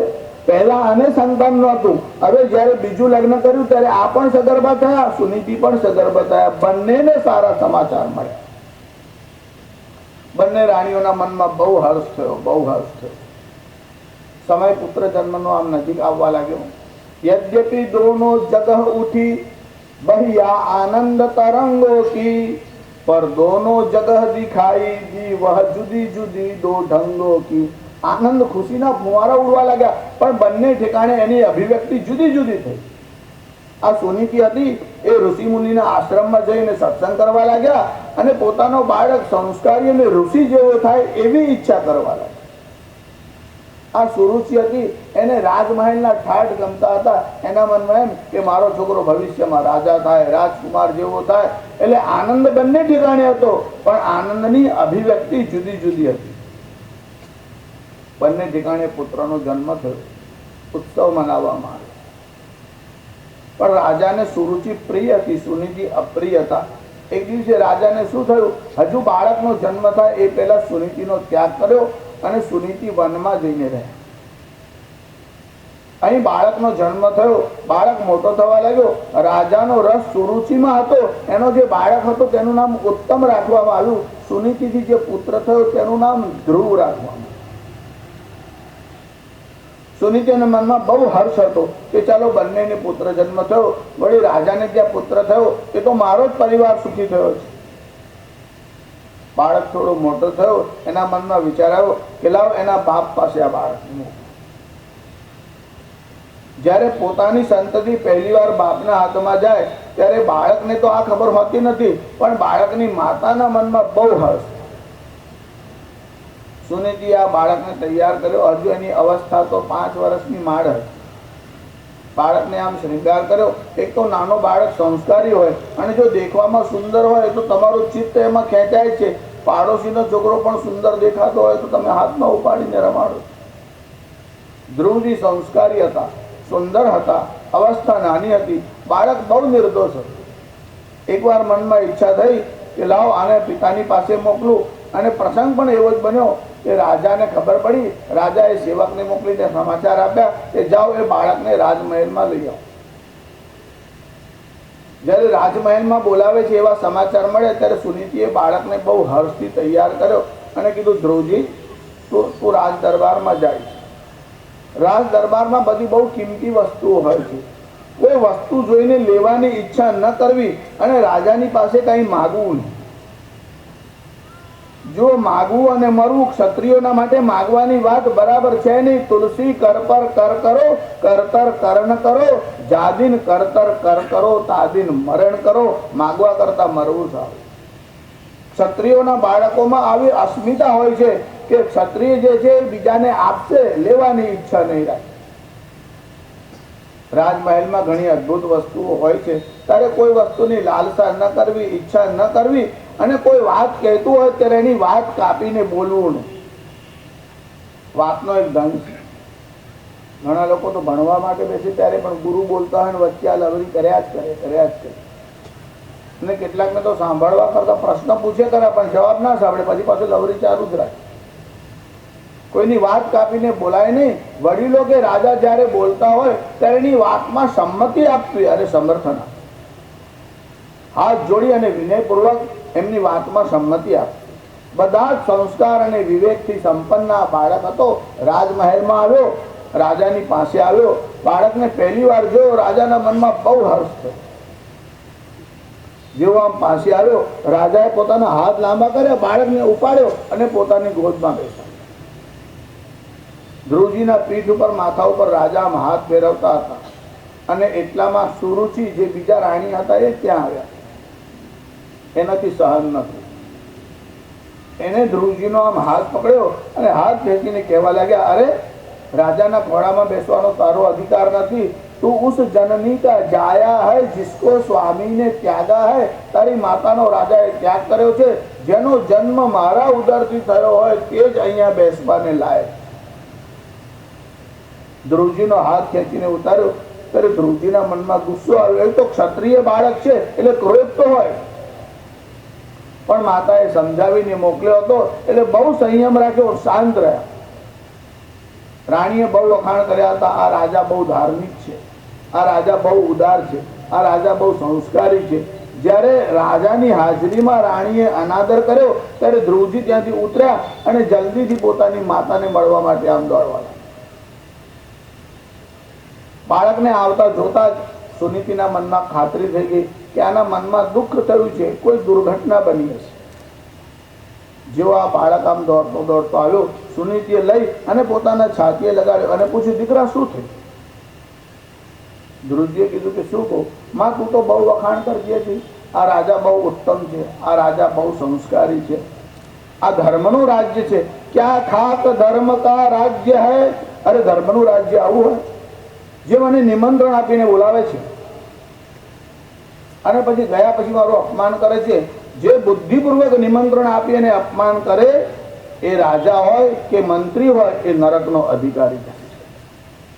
માં મને બોલાવ્યો માટે હું ગયો હતો, મારી ઈચ્છાથી ગયો નથી, તે મને કહ્યું નથી. રાજ સેવક આવીને આગ્રહ કરીને મને લઈ ગયો, નિમંત્રણ આપીને લઈ જાય છે અને ત્યાં ગયા પછી રાણી આવી અને મારું અપમાન કર્યું. માં મારા મનમાં એવો ક્રોધ આવે છે, હું ઋષિ મુનિઓને કહું અને આ રાજાને શાપ અપાવું. સુનીતિએ બાળકને સમજાવ્યું, તું શાપ કોણે અપાવીશ? રાજા તારા પિતા છે, રાજા બહુ સંસ્કારી છે, એકાદ વાર રાજાથી કોઈથી ભૂલ થાય તો બેટા એને ક્ષમા કરવું જોઈએ. એમાં ઋષિઓ પાસે શાપ અપાવવાની જરૂર નથી. તારી જે બીજી માતા છે એ રોગિષ્ઠ છે, એને અહંકારનો રોગ વળગેલો છે, બીજાનું સુખ સહન કરી શકતી નથી. બસ એની બીમારી નીકળી જશે એટલે આ બધું આપોઆપ ચાલે. ધ્રુવજીએ કીધું, માં એ પણ મારી માં છે, તો માં કોઈ દિવસ બાળકનું અપમાન કરે તો કહે છે કે હા એ તારી અપરમાતા છે અને એને જે જ્વર એટલે રોગ છે, શાસ્ત્રમાં અહંકાર અને જ્વર કીધો છે. એના મનમાં ઈર્ષ્યા બહુ છે, પણ એનો ઉપાય શું? કે ઉપાય એ છે કે તું વૈકુંઠવાસી નારાયણનું સ્મરણ કર તો એની બીમારી ચાલી જશે. બાળકને તમે જે તરફ વાળો એ તરફ વળે છે. જો સુનીતિએ પહેલા ઝેર નાખ્યું હોત તો ધ્રુવના મનમાં ઈર્ષ્યા અને દ્વેષ વધ્યા હોત, પણ સુનીતિએ કીધું કે તારી અપરમાતા છે પણ એને આ બીમારી ઘણા વર્ષોથી છે, તું નારાયણનું સ્મરણ કર તો એના રોગનો નાશ થશે. ધ્રુવજીએ મનમાં સંકલ્પ કર્યો, હું નારાયણનું સ્મરણ કરીશ, ભગવાન નારાયણને પ્રસન્ન કરીશ અને મારી માં સારી થાય એવું વરદાન માંગીશ. એવો વિચાર કરી અને ધ્રુવજી નીકળ્યા. જ્યારે ધ્રુવજી આમ ઉત્તર દિશા તરફ ચાલવા લાગ્યા એટલે મધુવન તરફ ચાલવા લાગ્યા, ત્યારે દેવર્ષિ નારદ ત્યાં આગળ ફરતા ફરતા કીર્તન કરતા કરતા આવ્યા, હાથમાં વીણા લઈ અને દેવર્ષિ નારદ આવ્યા. હરિ હરિ રાધે ગોવિંદ ગોપાલ માધવ રે, ગોપાલ માધવ રે. હરિ હરિ રાધે ગોવિંદ ગોપાલ માધવ રે, ગોપાલ માધવ રે. હરિ હરિ રાધે ગોવિંદ ગોપાલ માધવ રે, ગોપાલ માધવ રે. હરિ હરિ રાધે ગોવિંદ ગોપાલ માધવ રે, ગોપાલ માધવ રે. હરિ હરિ રાધે ગોવિંદ ગોપાલ માધવ રે, ગોપાલ માધવ રે. હરિ હરિ રાધે ગોવિંદ ગોપાલ માધવ રે, ગોપાલ માધવ રે. શ્રી સુખદેવજી મહારાજ કી જય. નારદો દેવ દર્શન. આ દેવર્ષિ નારદ કેવા છે? તમે મેળામાં ગયા હોય અને છોકરો ખોવાઈ જાય અને કોઈ તમારા છોકરાને લાવીને આપે તો તમારા મનમાં કેવો હર્ષ થાય. એમ જે ભક્તો ભગવાનથી વિખૂટા પડ્યા છે એ ભક્તોને લાવી લાવી અને ભગવાનના ચરણોમાં મૂકે છે. આ કામ દેવર્ષિ નારદનું છે. જે ભક્તોને ભગવાનની પાસે લાવે એના ઉપર ભગવાનની બહુ કૃપા હોય છે, અનુગ્રહ હોય છે. દેવર્ષિ નારદ ઉપર ભગવાનનો અનુગ્રહ છે. દેવર્ષિ નારદ એ ભગવાનનું મન છે. ભગવાન કહે છે, નાહમ વસામી વૈકુંઠે, હું વૈકુંઠમાં રહેતો નથી. યોગીનામ હૃદયેન ચ, યોગીઓના હૃદયમાં રહેતો નથી. હે નારદ, મદ ભક્તા યત્ર ગાયંતી તત્ર તિષ્ઠામિ નારદ. જ્યાં મારા ભક્તો મારું ગાન કરે છે હું ત્યાં રહું છું. ધ્રુવજીને જોઈને દેવર્ષિ નારદે પૂછ્યું, ક્યાં જાઉં છું? ધ્રુવજીએ કીધું, તપ કરવા. કે બાજુ જશો? કે વનમાં. શા માટે તપ કરો છો? કે મારી અપરમાતા છે તેને બહુ વર્ષોથી એક બીમારી છે, એના મનમાંથી એ બીમારી નીકળી જાય અને નારાયણનું સ્મરણ કરું તો એ જશે, એવું મારી માતાએ કહ્યું છે. નારદના મનમાં વિચાર આવ્યો, માતાનું વચન પાડીને જાય છે, માતા એ જ પહેલી ગુરુ છે.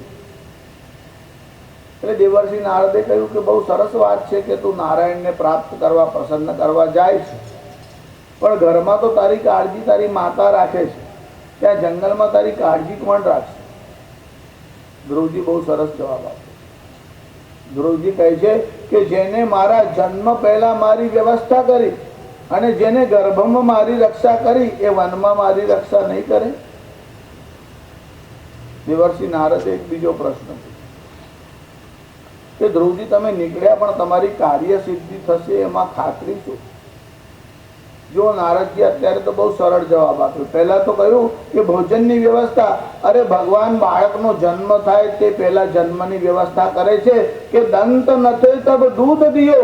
જ્યારે બાળકને દાંત હોતા નથી ત્યારે એના માના વક્ષમાં દૂધ હોય છે, ત્યારે ભગવાન તો જન્મતા પહેલા દૂધની વ્યવસ્થા કરે છે, પછી બાળકનો જન્મ થાય છે.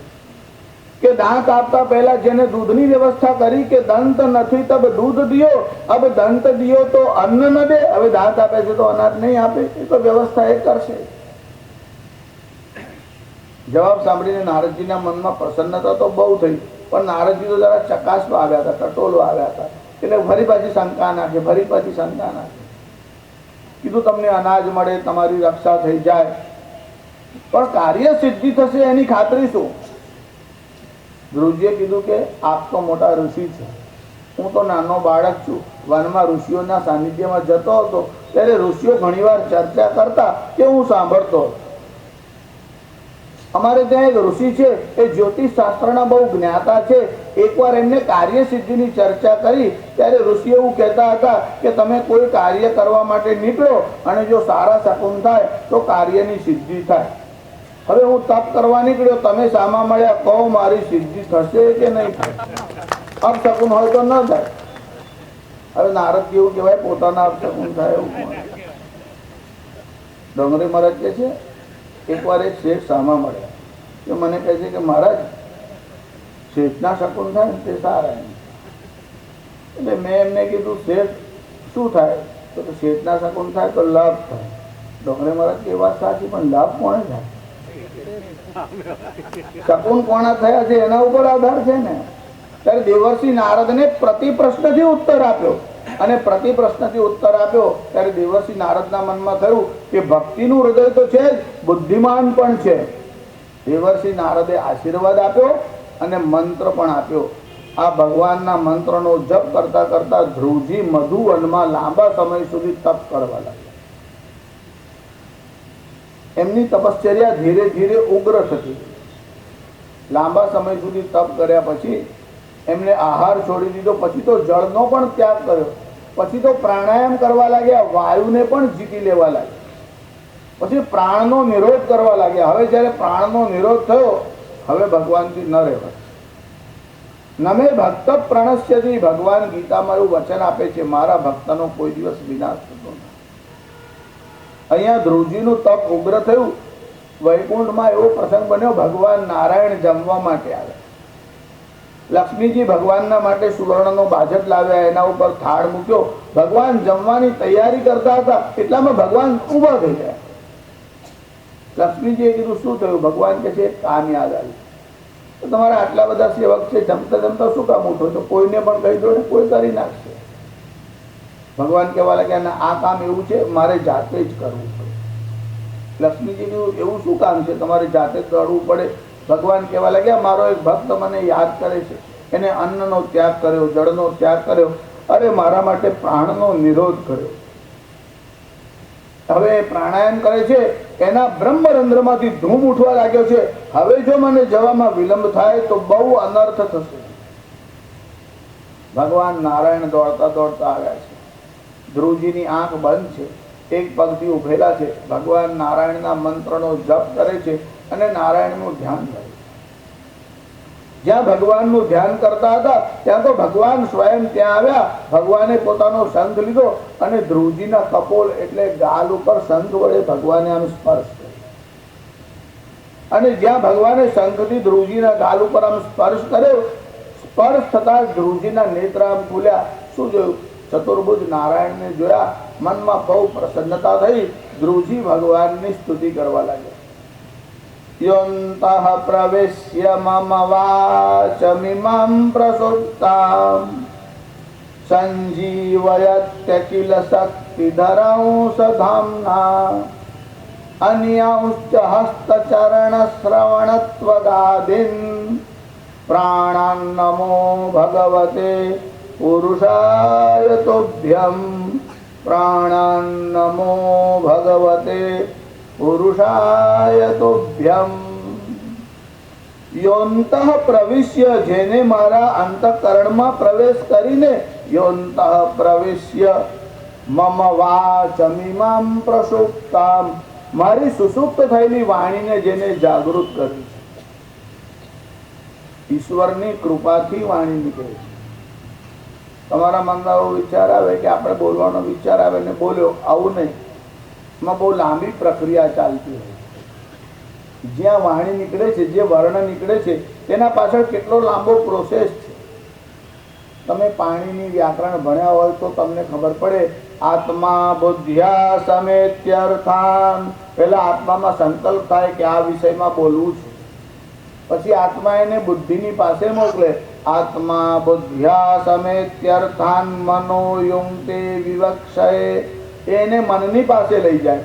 મનઃ કાયાગ્નિમાં હંતિ, પછી મન એને આ કાયા એટલે શરીરમાં અગ્નિ છે, એ અગ્નિ જે છે એને વાયુનો ધક્કો લાગે ત્યારે 8 જગ્યાએથી સ્પર્શ થઈને બહાર આવે. ત્યારે અમુક જગ્યાએ સ્પર્શ થાય તો અમુક પ્રકારના વર્ણ નીકળે છે. અષ્ટૌ સ્થાનાનિ વર્ણાનામ પુરકંઠ શિરસ્તથા, કેટલાક વર્ણ છાતીમાંથી નીકળે, કેટલાક કંઠમાંથી નીકળે છે. જીહ્વા મૂલંચ, કેટલાક જીભના મૂળમાંથી નીકળે છે. કેટલાક દાંતને સ્પર્શ કરાવવાથી નીકળે છે. કેટલાક ઓષ્ઠ એટલે 2 ઓઠ ભેગા થાય તો નીકળે છે. જેમ તમારે ત વર્ગ બોલવો હોય, ત થ દ ધ ન, તો જીભ દાંતને અડકે તો જ બોલાય. જતા જતા રસ્તામાં પ્રેક્ટિસ કરતા કરતા જતો અહીંયા કરો કોઈ લાગે ખસી જેવું લાગે.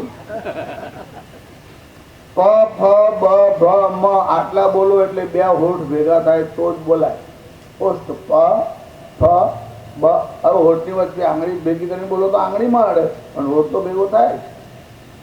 પ ફ બ ભ મ આટલા બોલો એટલે 2 ઓષ્ઠ ભેગા થાય તો જ બોલાય. આ વર્ણોના સ્થાન નક્કી છે. વાણી કેવી રીતે નીકળે છે, અવાજ કેવી રીતે સંભળાય છે, આ બધું અંદર પરમાત્મા બેઠેલો છે ત્યાં સુધી બોલાય. હા, પછી તો પાછળ વાળા જ બોલશે, રામ બોલો ભાઈ રામ, રામ બોલો ભાઈ રામ. આપણે જાતે બોલી લેવું સારું, પછી પાછળ વાળા તો બોલવાના જ છે. અંદર જ્યાં સુધી જીવ હોય ત્યાં સુધી જ પ્રાણી નીકળે છે, વાણી નીકળે છે. યાવત જીવો નિવસતિ દેહે કુશલમ તાવત પૃચ્છતિ ગેહે સતવતી વાયૌ દેહાપાય ભાર્યા દિવ્યતિ તસ્મિન કાય. ભજ ગોવિંદમ ભજ ગોવિંદમ ભજ ગોવિંદમ મૂઢમતે. ભજ ગોવિંદમ ભજ ગોવિંદમ ભજ ગોવિંદમ મૂઢમતે. જો યાવત જીવો, જ્યાં સુધી જીવ દેહમાં હોય ત્યાં સુધી જ. યાવત જીવો નિવસતિ દેહે કુશલમ તાવત પૃચ્છતિ ગેહે, ત્યાં સુધી જ લોકો કુશળ પૂછે. પછી કોઈ પૂછે? પૂછ્યું હોય તો પૂછાય નહીં, પૂછો તો પેલો બોલે નહીં. કેટલાક લોકો તો સ્મશાનમાં જાય ને કોઈ બીડી સિગરેટ જોડે લઈ જાય, કેટલાક તો નશો કરીને જાય, દૂર જવાનું, લાકડા ઉંચકીને જવાનું, 2-4 આમ નાખી દે પેક, પછી જ જાય. ને કોઈનું આમ મરણ થયું તો 4 જણા આવા જ હતા નશાવાળા, ત્યાં આમ 4 જણા પીને આમ પછી ઠાઠથી ઉંચકીને આમ ઝૂમતા હોય એવી રીતે આમ ચાટલા ચાલતા જતા.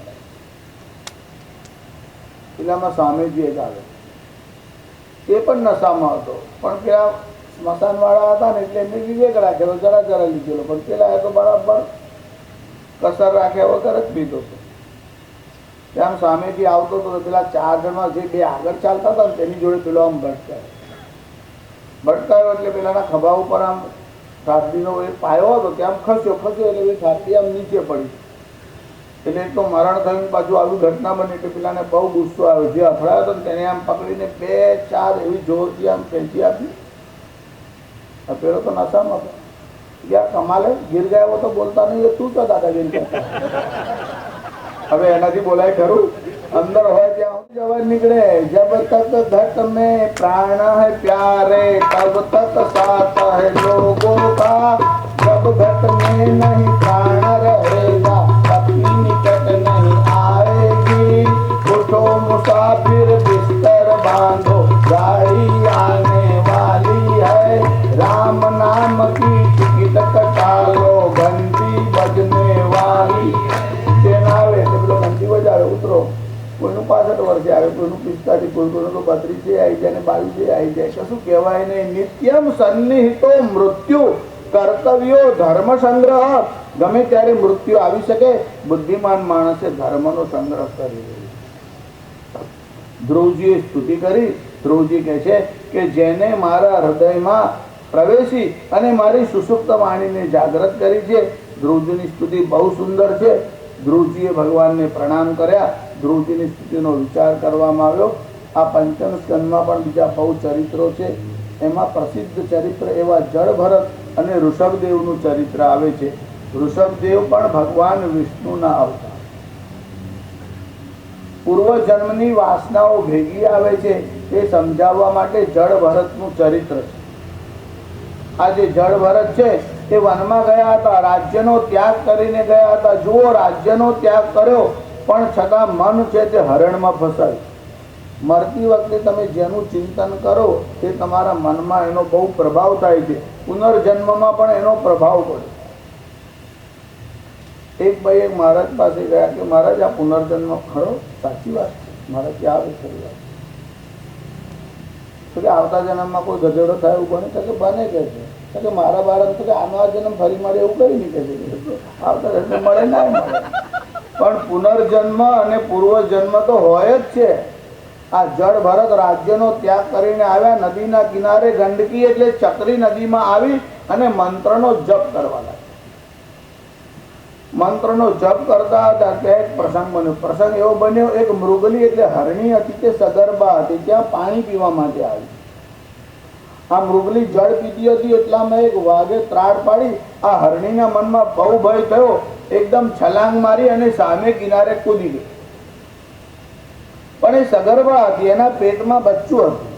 એને જોર તો કર્યું, આમ છલાંગ મારી, પણ બચ્ચું જે હતું તે જળમાં પડી ગયું અને પ્રવાહમાં આમ તણાવા લાગ્યું અને મૃગલી સામે કિનારે પડી. એનો પ્રાણ નીકળી ગયો. ભરતજી ત્યાં ઉભા ઉભા મંત્રનો જપ કરતા હતા. મંત્રમાં બહુ શક્તિ છે. મનન કરનારનું ત્રાણ કરે, રક્ષા કરે, એટલે એનું નામ મંત્ર છે. ભરતજી મંત્રનો જપ કરતા હતા. તરતના જન્મેલા હરણના બચ્ચાને જોયું. આમ પણ હરણ અને સસલા દેખવામાં બહુ સુંદર હોય. આ બચ્ચાને જોયા પછી ભરતજીના મનમાં એકદમ સ્નેહ આવે. આ બાળકને, હરણના બચ્ચાને ઉપાડી લીધું. પછી એની કાળજી કરવા લાગ્યા. રોજ એને નવડાવે, એના માટે કુડું કુડું ઘાસ લઈને આવે. ધીરે ધીરે આ હરણનું બચ્ચું મોટું થવા લાગ્યું. બચ્ચું મોટું થયું તેમ તેમ ભરતજીનું ચિત્ત હરણમાં વધારે ને વધારે ફસાવા લાગ્યું. મન દ્રવ્યમાં ફસાય છે, સ્ત્રીમાં ફસાય છે, કીર્તિમાં ફસાય છે. આ મન ઘણી ઠેકાણે ફસાય છે. ભરતજીનું મન હરણીના બચ્ચામાં લાગ્યું હતું. એટલે જપ કરતા હતા ત્યારે પણ મનમાં વિચાર આવે, પેલું બચ્ચું ક્યાં હશે? એકલું દોડી જાય, કદાચ એને જંગલમાં કોઈ હિંસક પ્રાણી ખાઈ તો નહીં જાય. જલ્દીથી આશ્રમમાં ઘેરે આવે, એ બચ્ચાને શોધવા લાગે, એને ખવડાવવા માટે જાય. આમ હરણનું ચિંતન કરવા લાગ્યા. મરણ સમયે તમે જેવું ચિંતન કરો છો એવી તમારી ગતિ થાય છે. એટલે મરણ સમયે ભગવાનના નામનો મંત્રનો પાઠ કરો. આગળ 6થા સ્કંદમાં પણ અજામિલની કથા આવે કે મરણ સમયે તમે જેવું સ્મરણ કરશો એવી તમારી ગતિ થશે. આ ભરતજી હતા, એનું મન હરણમાં ફસાયું. પરિણામ એવું આવ્યું કે બીજા જન્મમાં હરણ થઈને આવ્યા. જો ઘણા લોકો એવું કહે છે કે મનુષ્ય બીજા જન્મમાં મનુષ્ય જ થાય. આ અપસિદ્ધાંત છે, ખોટી વાત છે. મનુષ્ય હરણ પણ થઈ શકે, વાંદરો પણ થઈ શકે, મનુષ્ય પણ થઈ શકે. મનુષ્ય હોય તો વાનર થઈ શકે, વાનર હોય તો માનવ પણ થઈ શકે.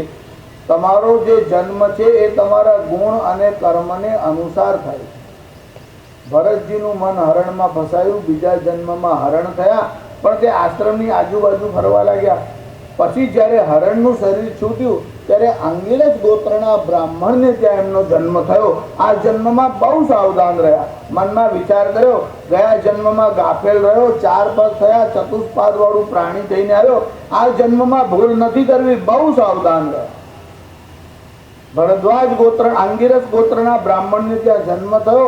પછી વિચાર કર્યો કે મંત્ર ભણું, ના એ જળની જેમ વર્તવા લાગ્યા. મા બાપને લાગ્યું આનામાં બુદ્ધિ છે નહીં, આ તો જળ જેવો છે. તમે બધા જળ ભરત એવું બોલો છો. વસ્તુતઃ જળ ભરત તો બહુ જ્ઞાની છે. આજકાલ તો જેને બુદ્ધિ ના હોય ને એને લોકો કહે છે આ તો જળ ભરત છે, પણ એને જ ખબર નથી કે ભરતજી તો બહુ જ્ઞાની હતા, પણ જળના જેવો વ્યવહાર કરતા હતા.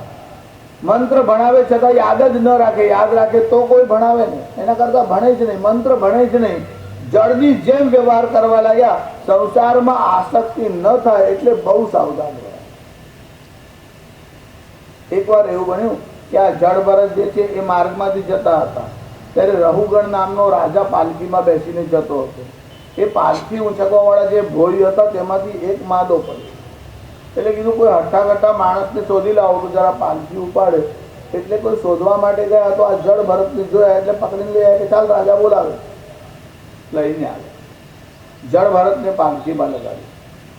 જળ ભરત પાલખી લઈને ચાલવા લાગ્યા, પણ એમની દૃષ્ટિ આમ નીચે હતી. જ્યાં ચાલતા હતા ત્યાં નીચે કીડીઓનું દર હતું, બધી કીડીઓ ઉભરાયેલી હતી. ભરતજીના મનમાં વિચાર આવ્યો કે આ કીડીના ઉપર પગ પડશે, આ કીડી મરી જશે. એટલે આમ પગ બચાવીને મૂકવા લાગ્યા. પણ પગ બચાવવા માટે આમ અને આમ જાય એટલે પેલી પાલખી હાલવા લાગી. એટલે રાજાને તકલીફ થઈ. એટલે રાજાએ કીધું એ પાલખી રોક, આવું કોણ ચાલે છે? એટલે 3 જણાએ કીધું આ ચોથો આવે ને તે વિચિત્ર ચાલે છે. રાજાએ કીધું કોણ છે? એનું નામ ભરત છે. આવો કેમ ચાલે છે? રહુગણ રાજાનો જળ ભરત સાથેનો સંવાદ થયો. તત્વજ્ઞાનથી ભરેલો આખો સંવાદ છે. રાજા જળ ભરતને કહે છે તું સરખો ચાલ, મને ત્રાસ થશે તો હું તને સજા કરીશ. જળ ભરત હસવા લાગ્યા. રાજા કહે છે હું તને મૃત્યુદંડની સજા આપીશ. જળ ભરત હસવા લાગ્યા. રાજાએ કીધું હસે છે કેમ? તો કહે છે રાજા તમે કોને મારશો, દેહને કે આત્માને? દેહ તો જળ જ છે, જે જળ છે એને મારી શકાય નહીં, અને આત્માનો મારવાનો તારી પાસે કોઈ ઉપાય હોય તો મને બતાવો. હવે આ રહુગણ નામનો રાજા કપિલ મુનિના આશ્રમમાં સત્સંગ માટે જતો હતો અને રસ્તામાં આ સંવાદ થયો. એના મનમાં વિચાર થયો કે હું તો સત્સંગ કરવા દૂર જઉં છું અને આ તો આ જ જ્ઞાતા લાગે છે. પછી તો જેમ જેમ રાજા પ્રશ્ન પૂછતો ગયો, ભરતજીએ જવાબ આપ્યા. રાજાના મનમાં થયું આ પરમ જ્ઞાની છે. રાજા પાલખીમાંથી નીચે ઉતર્યો, જળ ભરતને વંદન કર્યો. જળ ભરત તત્વજ્ઞાની છે, આત્મજ્ઞાની છે. આજકાલ આત્મજ્ઞાનની ભાષા બહુ સસ્તી થઈ છે. જે તે બોલવા લાગ્યા છે આત્મજ્ઞાન લઈ જાઓ, આત્મજ્ઞાન લઈ જાઓ. હવે આત્મા કોણે કહેવાય કેટલી પણ સમજણ હોતી નથી. જળ ભરત આત્મજ્ઞાની છે. જળ ભરત પાસેથી રહુગણ રાજાને જ્ઞાન મળ્યું. આ રહુગણ રાજા જળ ભરતને ગુરુ માનવા લાગ્યા. આ જળ ભરતની દેહમાં આસક્તિ જ નથી. આ દેહ એ હું છું એવી સમજણ અજ્ઞાની છે. એકવાર એવું બન્યું કે જંગલના અંદર જે સરદાર લોકો હતા તે બલિ આપવા માટેનો વિચાર કરતા હતા કે કોઈકનો બલિ આપવો જોઈએ. આજ પણ બલિની પ્રથા ઘણા જગ્યાએ ચાલે છે. હજુ કેટલાક દેહાત વિસ્તારમાં જાઓ, ગામોમાં જ્યાં આગળ પ્રજા ભણેલી નથી, તે લોકો એવું સમજે છે કે બલિ આપવાથી દેવી દેવતાઓ રાજી થાય છે. કોઈ તો સંતાન થાય એના માટે બલિ આપે છે. કોઈ કુકડાનો બલિ આપે, કોઈ મરઘાનો બલિ આપે. કોઈ ઠેકાણે તો આટલી બધી મૂર્તા ચાલે કે નાના બાળકોનો પણ બલિ આપ્યો. વચમાં તમે ઘટના સાંભળી હોય તો પુત્રની પ્રાપ્તિ માટે નાની કન્યાઓનો બલિ આપવાનું પાપ પણ કેટલીક ઠેકાણે થયું. જો ભગવાન બલિ લઈને રાજી થતા જ નથી, લોકોની સમજણ નથી એટલે આવું બધું કામ કરે છે. બલિ અપાય જ નહીં. બલિ શબ્દનો લોકોને એક જ અર્થ ખબર છે કે બલિ એટલે વધ, પણ બલિ શબ્દનો અર્થ થાય છે સેક્રિફાઈસ એટલે ત્યાગ. જેમ તમારે અહીં ભાગવતના જ્ઞાન યજ્ઞમાં આવવું હોય તો સમયનો બલિ આપવો પડે. એટલે શું સમયનો વધ કરો છો તમે? ના, સમયનો ત્યાગ. બલિનો અર્થ છે સેક્રિફાઈસ એટલે ત્યાગ. સત્કાર્યના માટે કોઈ પણ વસ્તુનો ત્યાગ કરો તેને કહેવાય છે બલિ. લોકો બલિનો અર્થ એવો સમજે છે કે કોઈ પ્રાણીનો વધ કરો અને દેવી દેવતાઓ રાજી થઈ જાય છે. આ ગેરસમજણ છે. રામકૃષ્ણ પરમહંસ કાલી માતાના ઉપાસક હતા. ત્યાં કલકત્તામાં કાલીના મંદિરમાં આજે પણ ઘણીવાર બલિ ચડાવવામાં આવે છે. કોઈ એક ભક્ત વર્ષોથી ત્યાં બલિ ચડાવવા માટે આવતો. પછી રામકૃષ્ણ પરમહંસના દર્શન માટે ગયો એટલે રામકૃષ્ણ પરમહંસે પૂછ્યું, इस बार बलि नहीं चढ़ाया? આ વર્ષે એને બલિ નહોતો ચડાયો. એટલે રામકૃષ્ણે પૂછ્યું, इस बार बलि नहीं चढ़ाया? ત્યારે પેલો કહેવા લાગ્યો, अब तो मैं बूढ़ा हो गया हूँ, दांत है नहीं, बलि चढ़ा करके क्या करूँ? रामकृष्ण ने कहा, देवी को तो दांत है, दांत तो तेरे गिर गए, बलि किसके लिए था? देवी के लिए कि तेरे दांतों के लिए? માણસ નામ દેવી દેવતાઓનું આપે, પોતાના માટે જ આ બધું પાપ કરતો હોય છે. દેવી દેવતાઓને કોઈનો વધ કરો એનાથી પ્રસન્નતા થતી જ નથી. કેટલોક કાળ વામ માર્ગીઓનો એવો આવ્યો કે જેમાં આ બધી વાતો ઘૂસી ગઈ. વસ્તુતઃ વેદ અને શાસ્ત્રમાં બલિ માન્ય નથી. પછી શાસ્ત્રીજી કોઈ વાર નવચંડી માટે બોલાવી અને આ બ્રાહ્મણો કે ભૂરા પોળાનો બલિ આપવાનો છે તો અમારે આપવાનો કે ને કુષ્માંડ બલિ એવું એને કહેવામાં આવે. જો બલિ તો તમારે આપવાનો છે, પણ ત્યાં પ્રાણીઓનો બલિ આપવાની જરૂર નથી. વેદ અને શાસ્ત્રોમાં જે વાત કહી છે તેને સમજવાની જરૂર છે. અજ સંજ્ઞાની બીજાની, અજ શબ્દનો એક અર્થ થાય છે બકરો અને અજ શબ્દનો બીજો અર્થ થાય છે બીજ. ધાન્યના જે બીજ હોય છે એ અજ સંજ્ઞાની, બીજ માટેની અજ સંજ્ઞા છે કે લોકો અજને બદલે બકરાનો બલિ આપવા લાગે. એક બ્રાહ્મણે પોતાના બાળકને કર્મકાંડમાં તૈયાર કર્યો, ભાગવત અને દર્શનશાસ્ત્ર જેવા વિષયો ભણાવ્યા. આ રાજાને ત્યાં રોજ પેલો બ્રાહ્મણ કથા કરવાને માટે જાય. આ બ્રાહ્મણને એકવાર કામ હતું એટલે બહાર જવાનું હતું. રાજાને કહે છે, આવતીકાલે મારાથી નહીં અવાય. રાજાએ કીધું, મારો સત્સંગનો નિયમ છે, તમે ના આવો તો મારા નિયમમાં ભંગ પડે, કોઈ વ્યવસ્થા કરીને જાઓ.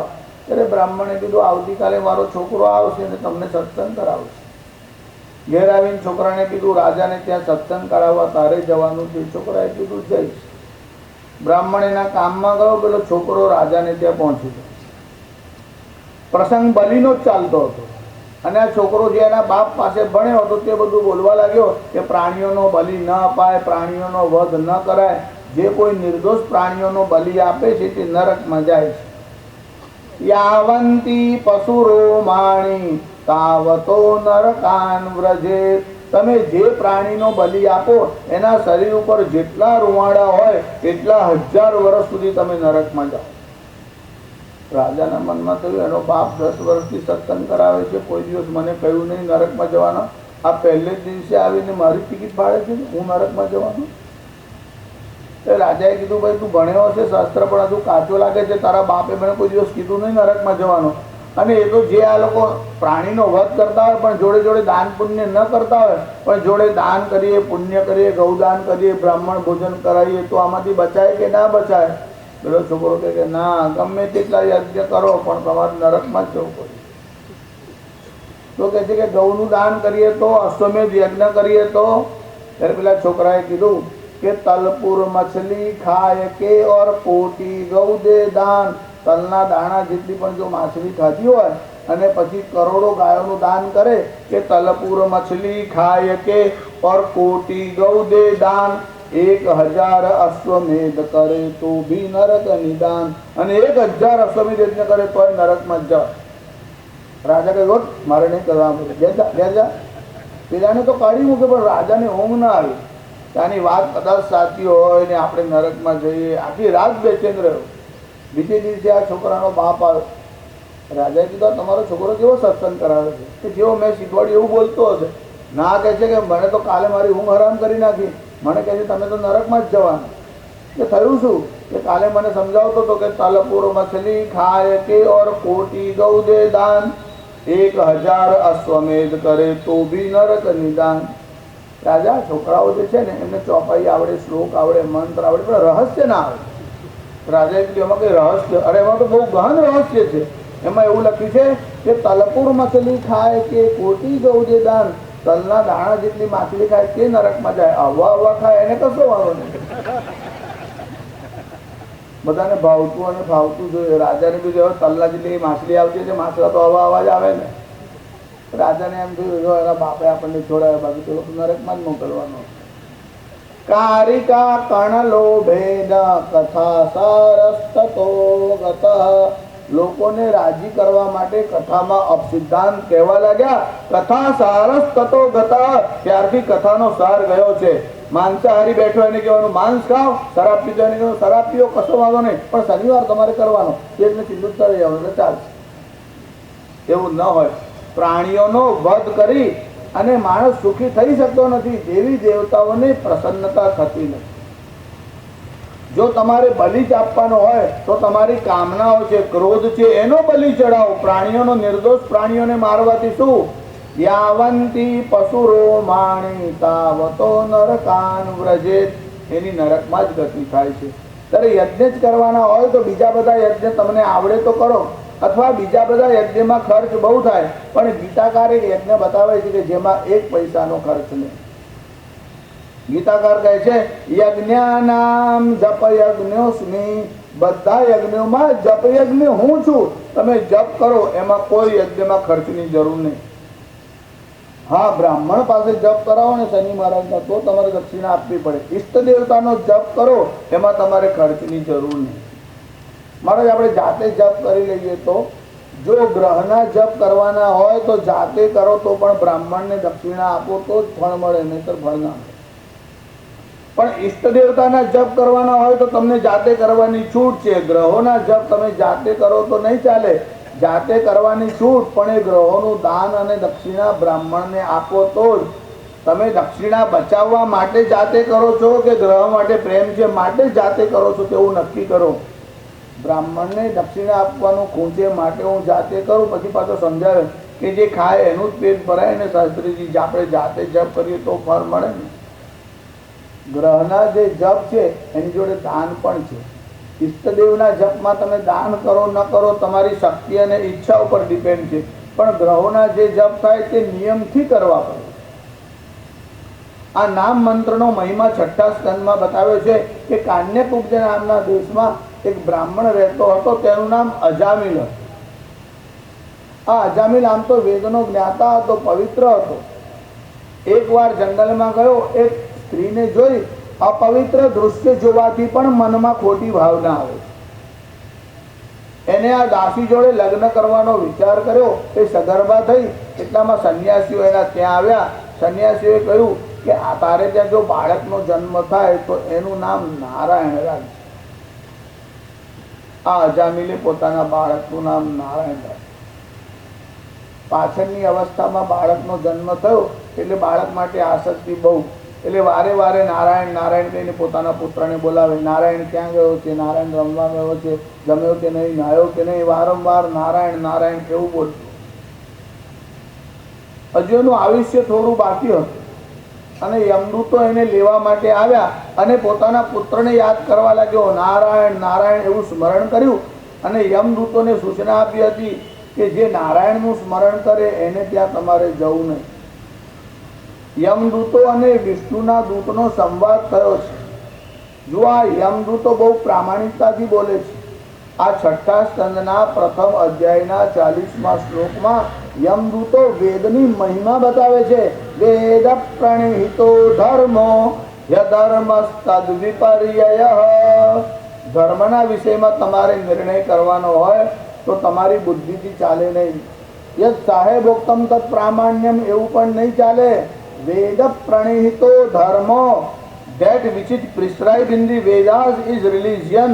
વેદમાં કહ્યું છે તે ધર્મ અને યધર્મસ્તદ વિપર્યયઃ. વેદનો મહિમા સમજાયો, નામસ્મરણનો મહિમા સમજાયો. અંતકાળમાં અજામિલ નારાયણનું સ્મરણ કરે છે. યમદૂતો છોડી દે છે. પછી 12 વર્ષ સુધી જીવે છે અને નૈતિકતાનું જીવન જીવી ભગવાન નામ સ્મરણ કરી અને સદગતિને પ્રાપ્ત થાય છે. જાણતા અજાણતા ઠોકર વાગે પણ જો ભગવાનનું નામ બોલાય તો લાભ થાય.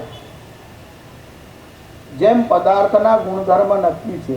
અગ્નિ ઉપર જાણતા હાથ પડે કે અજાણતા, અગ્નિનું કામ દજાડવાનું છે. અજાણતા હાથ પડશે તો પણ દજાડશે. એમ ભગવાનનું નામ જાણતા બોલશો કે અજાણતા બોલશો એનો લાભ થશે જ. નામ જપ છે તે વ્યર્થ જતો જ નથી. યજ્ઞાનામ જપયજ્ઞોસ્મિ, આપણે ત્યાં શાસ્ત્રોમાં કહ્યું છે કે જપ કરે તેને સિદ્ધિની પ્રાપ્તિ થાય છે. જપાદ સિદ્ધિ જપાદ સિદ્ધિ જપાદ સિદ્ધિ ન સંશય. જપથી સિદ્ધિ મળે જ છે, મળે જ છે, મળે જ છે, એમાં કઈ શંકા નહીં. શ્રી ભાગવત ભગવાન સુખદેવજી મહારાજ કી જય. નમઃ પાર્વતી પાર્વતી પતય હર